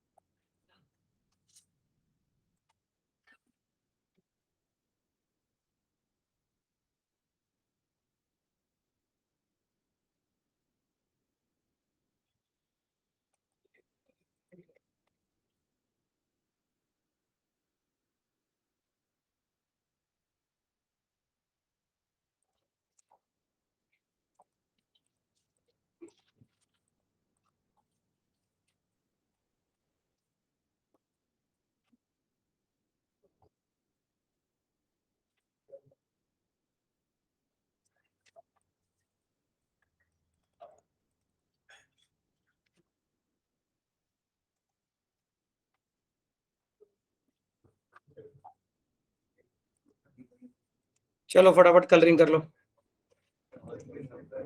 ड्राइंग क्लास अपना एरो मार्क कर दो, नंबरिंग करके रखो, so that will be easy for you to understand. समझे ना?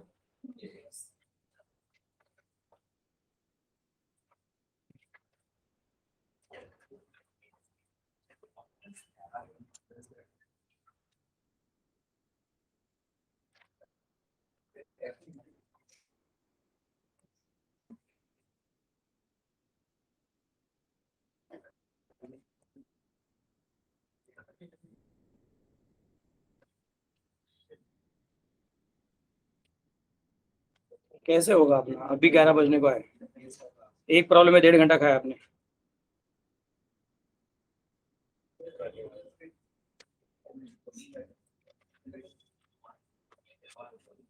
चल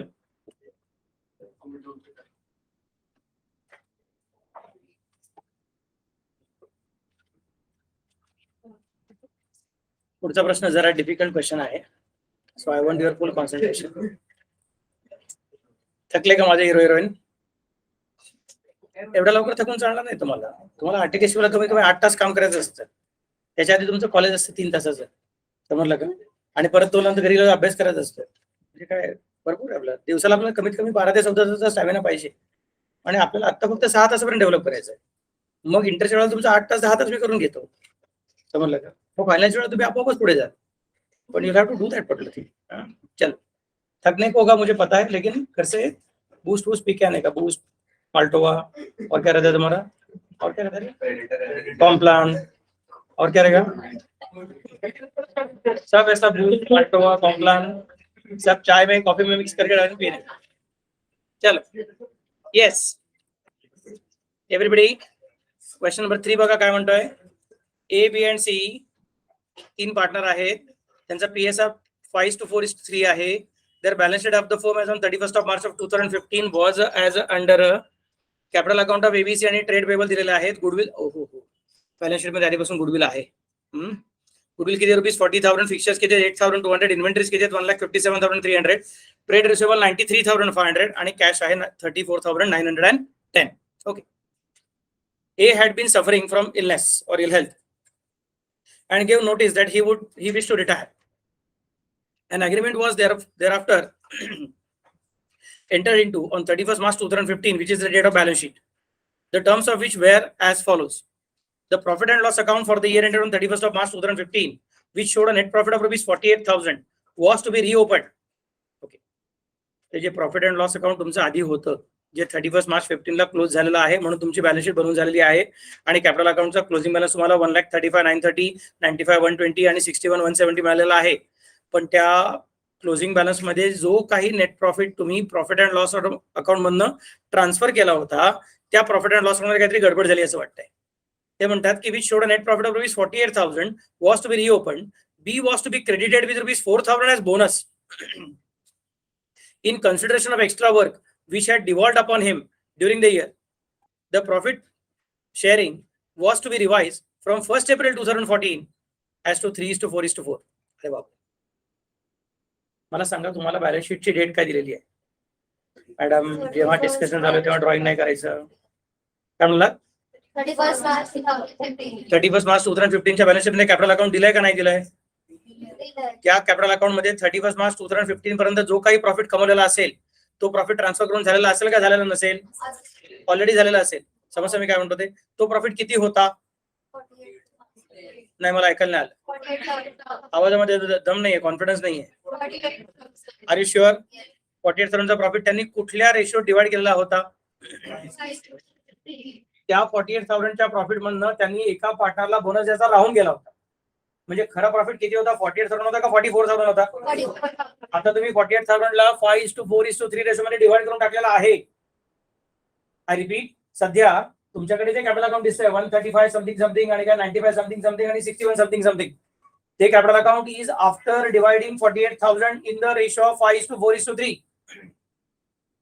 but the first point is that वो 5:4:3 में डिवाइड किया वो 48,000 ही गलत है.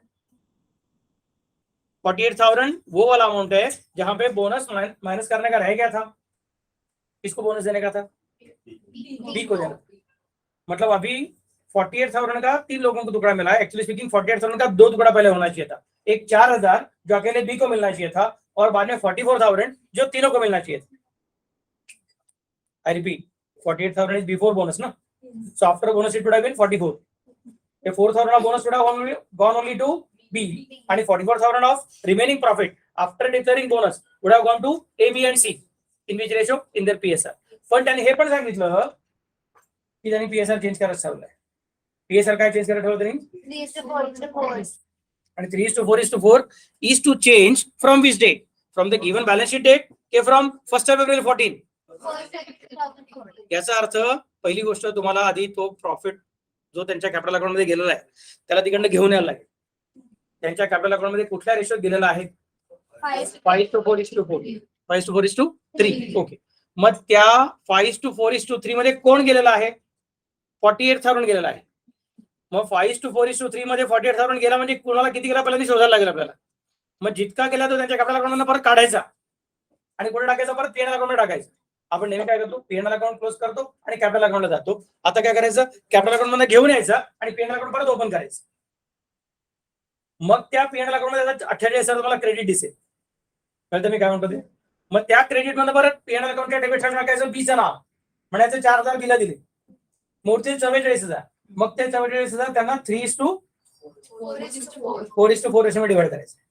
परत त्यांच्या कॅपिटल अकाउंट मध्ये जातील. पण आता ते 5:4:3 रेशो जाणार नाही. आता ते 3:4:4 रेशो मध्ये जातील. कुठनं आणणार सांगा? ट्रेडिंग अकाउंट मधनं का पीएनएल अकाउंट मधनं का कॅपिटल अकाउंट मधनं? कॅपिटल अकाउंट मधनं किती आणणार? 48,000 ईच आणणार का सगळ्यांचं मिळून 48,000 आणणार? सगळ्यांचं मिळून 48,000. तर मग सगळ्यांचं मग कोणी कोणी किती किती आणणार? जेवढे त्यांना मिळालं तेवढे घेऊन यायचं. किती मिळालंय? 5:4:4. 5:4:3. Sorry for that. तर मग आणायचं किती? 5:4:3 मध्ये आणायचं. कळलं सगळ्यांना? Then comes the next point. मिळालंय 5:4:3 मध्ये चुकीचे मिळालंय, पहिल्यांदा घेऊन या. त्यानंतर मग आता आपण ठरवूया की याला काय करायला पाहिजे. मग ते गरमागरम तयार झालेला नेट प्रॉफिट जो ट्रेडिंग अकाउंटच्या जीपी मधून आलेला नाही, जो पीएनएल अकाउंट मधून आलेला नाही, जो कॅपिटल अकाउंट आपण परत आणला. समजतं मी काय म्हणतो ते? Any difficulty? मग त्याला म्हणायचं आता परत त्याचे 4,000 देऊन टाकले बीला. मग उरला प्रॉफिट किती? 44. तो 44 कुठल्या रेशो डिवाइड करायचा? मग पहिली ऍडजस्टमेंट आहे. कळलं सगळ्यांना? Any difficulty? Okay, very good. Next point. अशा प्रकारचे ऍडजस्टमेंट केली होती 12वीला का नाही केली होती? तुम्ही हुशार मुलं असाल, तुम्ही भरपूर काय काय नवीन नवीन शिकताय. I am so proud of all of you. चलो आगे देखो क्या बोलता है. अभी ये खतरनाक एडजस्टमेंट है. ये एडजस्टमेंट आपका जान खाने वाला है, समझने को बिल्कुल आसान नहीं है. Shall I go ahead? चल. Goodwill was to be valued at 2 years purchase of the average profits of the preceding 5 years. मागच्या 5 वर्षांच्या प्रॉफिटच्या ऍव्हरेजचा 2 years परचेस करायचा आहे. तुम्हाला सुपर प्रॉफिट सांगितलं आहे. का फ्युचर मेंटेनल प्रॉफिट म्हटलेलं आहे का ऍव्हरेज प्रॉफिट म्हटलेलं आहे? म्हणजे तसं म्हटलं तर काम सोपं झालं. मागच्या 5 वर्षाच्या प्रॉफिटची टोटलिंग करायची आणि त्या टोटलिंगला 5 ने डिवाइड करायचं, मग तुम्हाला ऍव्हरेज प्रॉफिट समजेल आणि ऍव्हरेज प्रॉफिटला 2 ने मल्टिप्लाय करायचं, मग तुम्हाला गुडविल समजेल. ते गुडविल कोणाचं असेल? फर्मचं असेल. पण मला वाटतं आपल्या बॅलन्स शीट मध्ये आधीपासून गुडविल आहे. ते रिव्हॅल्यू करायला. समजतं मी काय म्हणतो ते? अशा प्रकारची ऍडजस्टमेंट मला वाटतं 12वी झाली असेल. पण आता पुढे गंमत करूया चला. ओके, तर मग ते पुढे काय म्हणतात? The fixtures were to be valued by an independent valuer. A provision of 2% was to be made for doubtful debts, and the remaining assets were to be taken at book values. ठीक आहे, म्हणजे adjustment कोणाकोणाला करायची आपल्याला? असं दिसतं तरी आहे की तुमचं गुडविलला 40,000ला आपल्याला काहीतरी रिव्हिजन करायची आहे. नंतर फिक्स्चर आहे, फिक्स्चर त्याला इंडिपेंडेंट व्हॅल्युअरने व्हॅल्यू करायला सांगितलं होतं आणि 2% आरडीडी करायला सांगितली. ओके, आणि remaining assets to be taken at book value. म्हणजे फिक्स्चरला ऍडजस्टमेंट करायची किती अजून कळत नाहीये. डेटर्सला ऍडजस्टमेंट करायची 2%ची आणि बाकीचे ऍसेट बुक व्हॅल्यूलाच घ्यायचे, no problem. The valuation arising out of the above agreement where goodwill is rupees 56,800. अरे अच्छी बात है. मतलब अपने को वर्किंग करने का झंझट ही नहीं. कौन सा वाला वर्किंग? पहले 5 साल का प्रॉफिट लिखो, फिर उसका टोटलिंग करो, फिर उसको 5 से डिवाइड करो, फिर उसको 2 से मल्टीप्लाई करो. वो झंझट करने की जरूरत नहीं. वो झंझट उन्होंने खुद ही सॉल्व करके दे दिया. कितना अमाउंट उसका? रुपीज 56,000. म्हणजे तुमचं गुडविलचं रिव्हॅल्युएशन किती असणार आहे? 16,800. सगळ्यांना कळलं इथपर्यंत?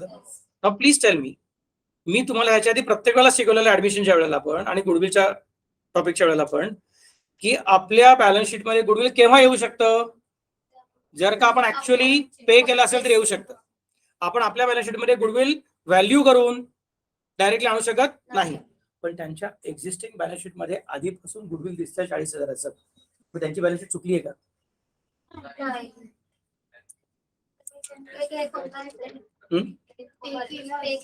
याचा अर्थ कदाचित याच्या आधी मे बी 4 वर्ष आधी, 5 वर्ष आधी, 6 वर्ष आधी, वी डोंट नो, कधीतरी in the past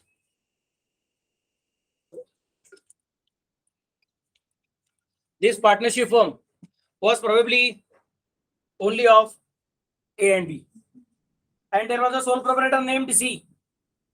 Sole proprietor was their competitor. They were doing business exactly next to each other. They were killing each other's customers or each other's business.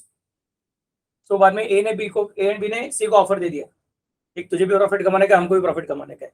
तू competitor करके खड़ा होगा तो तू price घटाएगा, हम price घटाएंगे. तू प्राइस घटाएगा, हम प्राइस घटाएंगे. एंजॉय कौन करेगा? कस्टमर. नुकसान कौन सहन करेगा? तू भी नुकसान सहन करेगा, मैं भी नुकसान सहन करेगा. मार्केट क्यों किल करता है? समझ मैं कैसे बोल रहा हूँ? चल हम तुझे ऑफर देते हैं, आ जाएगा हमारे पास पार्टनरशिप करके, हम तुझे PSR भी देंगे. तो अभी कंपटीशन खत्म होते जाएगा.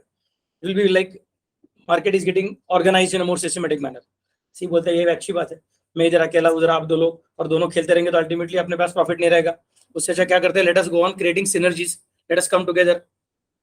तो उन्होंने सी को बोला तो हमारे पास आ जाए. सी बोलते हैं सर मैं आने को तैयार हूँ, लेकिन आप ये एडमिशन ऑफ पार्टनर करके मुझे गुडविल लेके आने को मत बोलो, क्योंकि मेरा बिजनेस ऑलरेडी चल रहा है. अगर आपको चाहिए कि मैं आना चाहिए तो इन दैट केस आप मुझे गुडविल दो. समझ मैं कैसे बोल रहा हूँ? Are you getting the point? What the idea? मैंने कौस्तुभ सर ने डिसाइड किया कि हम लोग CA foundation, CA inter commerce से चलाएंगे. अपना बच्चा ने रैंक भी लाके आया. अभी इस साल भी हम लोग मेहनत कर रहे हैं कि इस साल भी अपने पास और 2 रैंक आना चाहिए करके. Are getting the point? फिर हम लोग अच्छा सा बड़ा गिफ्ट देंगे बच्चों लोग को. Everybody is going to be happy. तभी ये न्यूज़ बाकी सब क्लासेस को पहुंचना चालू हो गया. ये अरे यार कौस्तुभ सर के पास, आनंद सर के पास, उन्होंने सीए इंटरमीडिएट चालू कर दिया. अच्छा बच्चा लोग जाता है, रैंक वैंक लेके आता है और ये बड़ा गिफ्ट भी देता है. तो अभी अपने क्लास का बच्चा लोग इधर जा सकता है. तो उन्होंने कौस्तुभ सर को मुझे ऑफर दिया. क्या ऑफर दिया? सर आप उधर क्लास चालू करोगे, हम इधर क्लास चालू रखेंगे. इन दैट केस अल्टीमेटली क्या होगा? आप भी फीस कम करोगे, हम भी फीस कम करेंगे. समझ मैं कैसे बोल रहा हूँ? तो सर ऐसा मत करो, आप हमको ज्वाइन हो जाओ. समझा मैं कैसे बोल रहा हूँ? तो मैंने कौस्तुभ सर ने क्या बोला, देखो हमको अभी जरूरत नहीं है, हमारे पास तो बच्चा लोग होशियार वाला पहले से आता है 11वीं 12वीं का सीए फाउंडेशन का. अब लोग उनको प्यार से सिखाएंगे तो उनको अच्छा लगेगा और गिफ्ट भी देंगे तो बच्चा लोग भी खुश, मम्मी डैडी लोग भी खुश, तो देयर इज नो प्रॉब्लम. और एक बार मेरे पास रैंक आना चालू होगा तो मुझे टेंशन लेने की जरूरत नहीं. समझ मैं कैसे बोल रहा हूँ? क्योंकि हमारा टीचिंग स्टाइल तो अच्छा है, हमारे पास सिलेबस बराबर से प्रिपेयर्ड है, हमारा टाइम टेबल परफेक्टली चलता रहता है, तो हमको कुछ टेंशन लेने की जरूरत नहीं. तो हमको तो कुछ जरूरत नहीं, आपको करना करो, हमको नहीं करना. बोलते सर आ जाओ. मैं बोलता हूँ कि तुम मुझे गुडविल देने का याद रखो. समझ मैं कैसे बोल रहा हूँ? तो the existing firm wants to take over somebody else, that somebody else is getting admitted. Normal logic says that the person who is getting admitted should pay the goodwill. But अभी इसको जरूरत नहीं है, तो बोलता है तुमको चाहिए तो मुझे बोलो, गुडविल देते रहो तो मैं आता हूँ, वरना मैं मेरा चालू रखता हूँ. समझे मैं कैसे बोल रहा हूँ? Got the idea what I am trying to specify? तो क्योंकि उनको लगता है यार चलो ठीक है हम लोग एडजस्ट करेंगे, तो in that case their firm is going to pay goodwill to Kaushik side. मैं ऐसा कुछ करने वाला नहीं हूँ, लेकिन जस्ट एग्जांपल है। सबको समझा मैं कैसे बोल रहा हूँ? Got the idea? तो in that case what will happen, this will become goodwill का entry will be pass by whom? By the firm. The firm will pay to us और टू सी क्या राजा, फिर फर्म के बुक्स में entry क्या होगा, cash is going out, credit what goes out to cash account, and what is coming in? Goodwill. Goodwill. समझा मैं कैसे बोला? Why did you pay? You paid for their classroom, वो तो अपना क्लासरूम करके दिखेगा। You paid for their benches, तो अपना बेंचेस करके दिखेगा। You paid for their projector, you paid for their air conditioners, you paid for their inverters, तो वो सब चीजें यहाँ पे दिखेगा। तो उसका सबका टोटलिंग इतना ही है। Why did you pay something more? We paid for something which is intangible. समझा मैं कैसे बोल रहा हूँ? तो फिर उनके बैलेंस शीट में गुडविल आएगा। तो ऐसा शायद एबीसी के पार्टनरशिप फर्म के बैलेंस शीट में ऑलरेडी गुडविल आ चुका है, मतलब इसके पहले शायद उन्होंने शायद ए एंड बी ने सी को टेक ओवर किया रहेगा, फिर ए एंड सी ने बी को टेक ओवर किया रहेगा, फिर शायद बी एंड सी ने ए को टेक ओवर किया रहेगा, या फिर उन्होंने किसी और का बिजनेस टेक ओवर करके उसको बोला रहेगा तू निकल जाए यहाँ से। समझा मैं कैसे बोल रहा हूँ? Are you getting the point? इसलिए तभी का गुडविल उनके पास बैलेंस शीट में पड़ा हुआ है। तो वो गुडविल में कुछ गलती नहीं। वी आर अज्यूमिंग दैट हमारे पहले जो अकाउंटेंट वहां पे काम करता था उसको सी इंस्टीट्यूट के सब रूल्स बराबर से पता है, उसको मालूम है कि गुडविल को बैलेंस शीट में तभी लाने का रहता है जब तुमने एक्चुअली पे किया रहेगा, और उसने अगर बैलेंस शीट में गुडविल आया है इसका मतलब सचमुच में फर्म ने पास्ट में उस गुडविल के लिए पेमेंट किया रहेगा। यहाँ तक समझा? Yes. और आज क्या हो रहा है? रिटायरमेंट। रिटायरमेंट अपने को क्या समझ में आ रहा है? गुडविल का अमाउंट कितना रहेगा? 56,800। अगर हम उस 40,000 के गुडविल में 16,800 को एप्रिसिएशन करके ऐड करने को जाएंगे तो you are increasing the value of goodwill without paying for the same. क्या समझ सकते मैं कैसे बोल रहा हूँ? तो 16,000 का एडजस्टमेंट अगर हम डायरेक्टली करेंगे, जैसा हम फर्नीचर में बोल रहे हैं, फिक्चर में बोल रहे हैं रिवैल्यूएशन का एडजस्टमेंट करने का, वैसे गुडविल का भी कर देंगे। Add to goodwill revaluation 16,800 and revaluation account credit set goodwill by goodwill 16,800, फिर बैलेंस शीट के आउटर कॉलम में गुडविल 56,800। तो 12 में पूरा मार्क्स मिलेगा।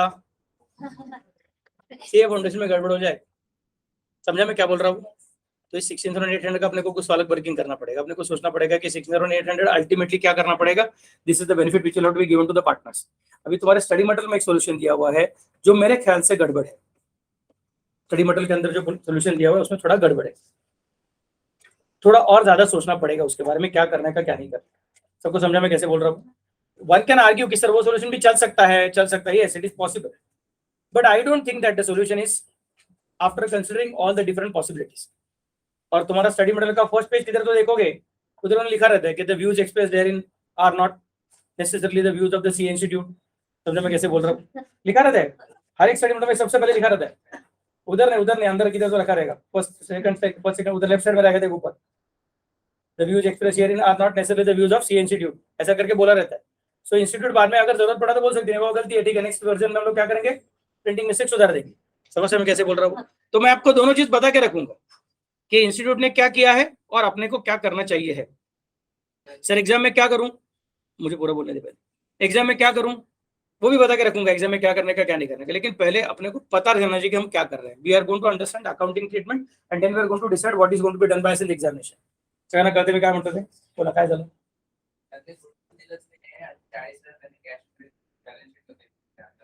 नवीन बुक मध्ये अच्छा, त्याने मग प्रिंटिंग मिस्टेक ऍडजस्ट करून टाकली आहे। हाँ ठीक है म्हणजे in the new book which you are having they have already rectified this particular mistake. ये मैंने जिस स्टडी मटेरियल से कॉपी किया है, तुमने कलर देखा रहेगा, मैं स्क्रीनशॉट निकाला स्टडी मटेरियल का। समझा क्या मैं क्या बोल रहा हूँ? तो इन दैट केस उन्होंने उसका एडजस्ट कर दिया क्योंकि उनको खुद को समझा कि इसमें मिस्टेक है। समझा क्या मैं क्या बोल रहा हूँ? So there is no tension, then we can make it simple. मैं क्या करता हूँ, फिर प्रॉब्लम को थोड़ा चेंज कर लेता हूँ, मैं नया वाला स्क्रीनशॉट उसके अंदर डालता हूँ और कवर कर देता हूँ। लेकिन ये भी बता के रखूंगा कि क्या करने का क्या नहीं करने का। सबको समझा क्या? 12वीं के बच्चों को टेंशन नहीं, 12वीं में क्या करने का, गुडविल में ऐड 16,800। क्लियर? Any difficulty? 12वीं गलत है क्या? 12वीं क्या है? गली क्रिकेट है। और ये क्या करने का अपने को, इंटरनेशनल क्रिकेट है। उधर का रूल्स अलग, उसमें कुछ हंसने का नहीं, उनको लल्लू पंजू चिंटू पिंटू बोलने का नहीं, वो बराबर है। वहां पे तुम लोग एक टाइम पे दो अलग अलग चीजों का पढ़ाई करे, उनको देखने को मिल रहा है। सबको समझा मैं क्या बोल रहा हूँ? Got your idea? सो जितना मैच्योरिटी वाला पढ़ाई करने को जा रहे हैं उतना मैच्योरिटी अपने खुद के अंदर इनकलकेट करने का। 12वीं के अपने दोस्तों को लल्लू पंजू चिंटू पिंटू करके चिढ़ाने का नहीं। Okay, then comes the next point. अच्छा, फर्निचर एंड फिक्चर में क्या करने का तुमको, 10,980 घ्यायचे, तुम्हाला काय प्रॉब्लेम नाही आहे। तिकडे तुम्हाला 8,200 होते, त्याला 10,980 केलं म्हणजे काय करणार तुम्ही सांगा रे? ऍप्रिसिएशन करणार आहे, शाबास। नंतर बी आणि C agreed between themselves to continue the business. Okay, तो बी एंड सी कंटिन्यू करने वाला है. Sharing profits and loss in ratio of 3:2. तो ओल्ड रेशियो 5:4:3 है, न्यू रेशियो 3:2 है. And decided to eliminate goodwill from the balance sheet to retain the fixtures on the books at the revised value. Okay.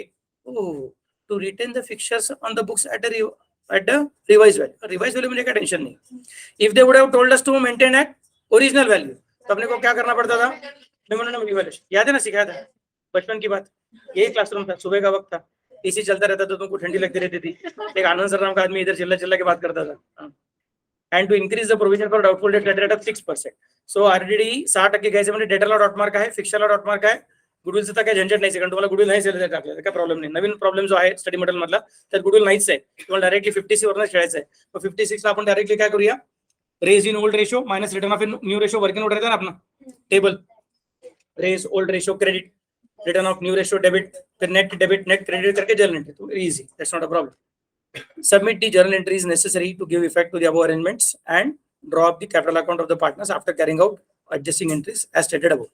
तो मैं just बता के रखता हूँ, अभी अपने पास टाइम कम है.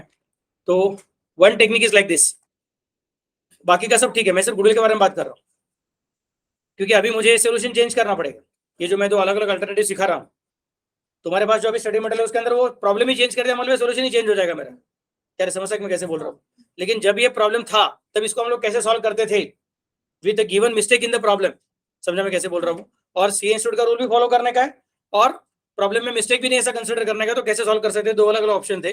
पहले क्या कंसीडर करने का, old ratio of ABC 3:4:4, new ratio क्या है 3:2, गेन रेशियो क्या हो जाएगा एनआर माइनस ओआर. तो बी का 3/5 माइनस 4/11 मतलब 13/55, सी का 2/5 माइनस 4/11 मतलब 2/55. सो गेन रेशियो 13:2.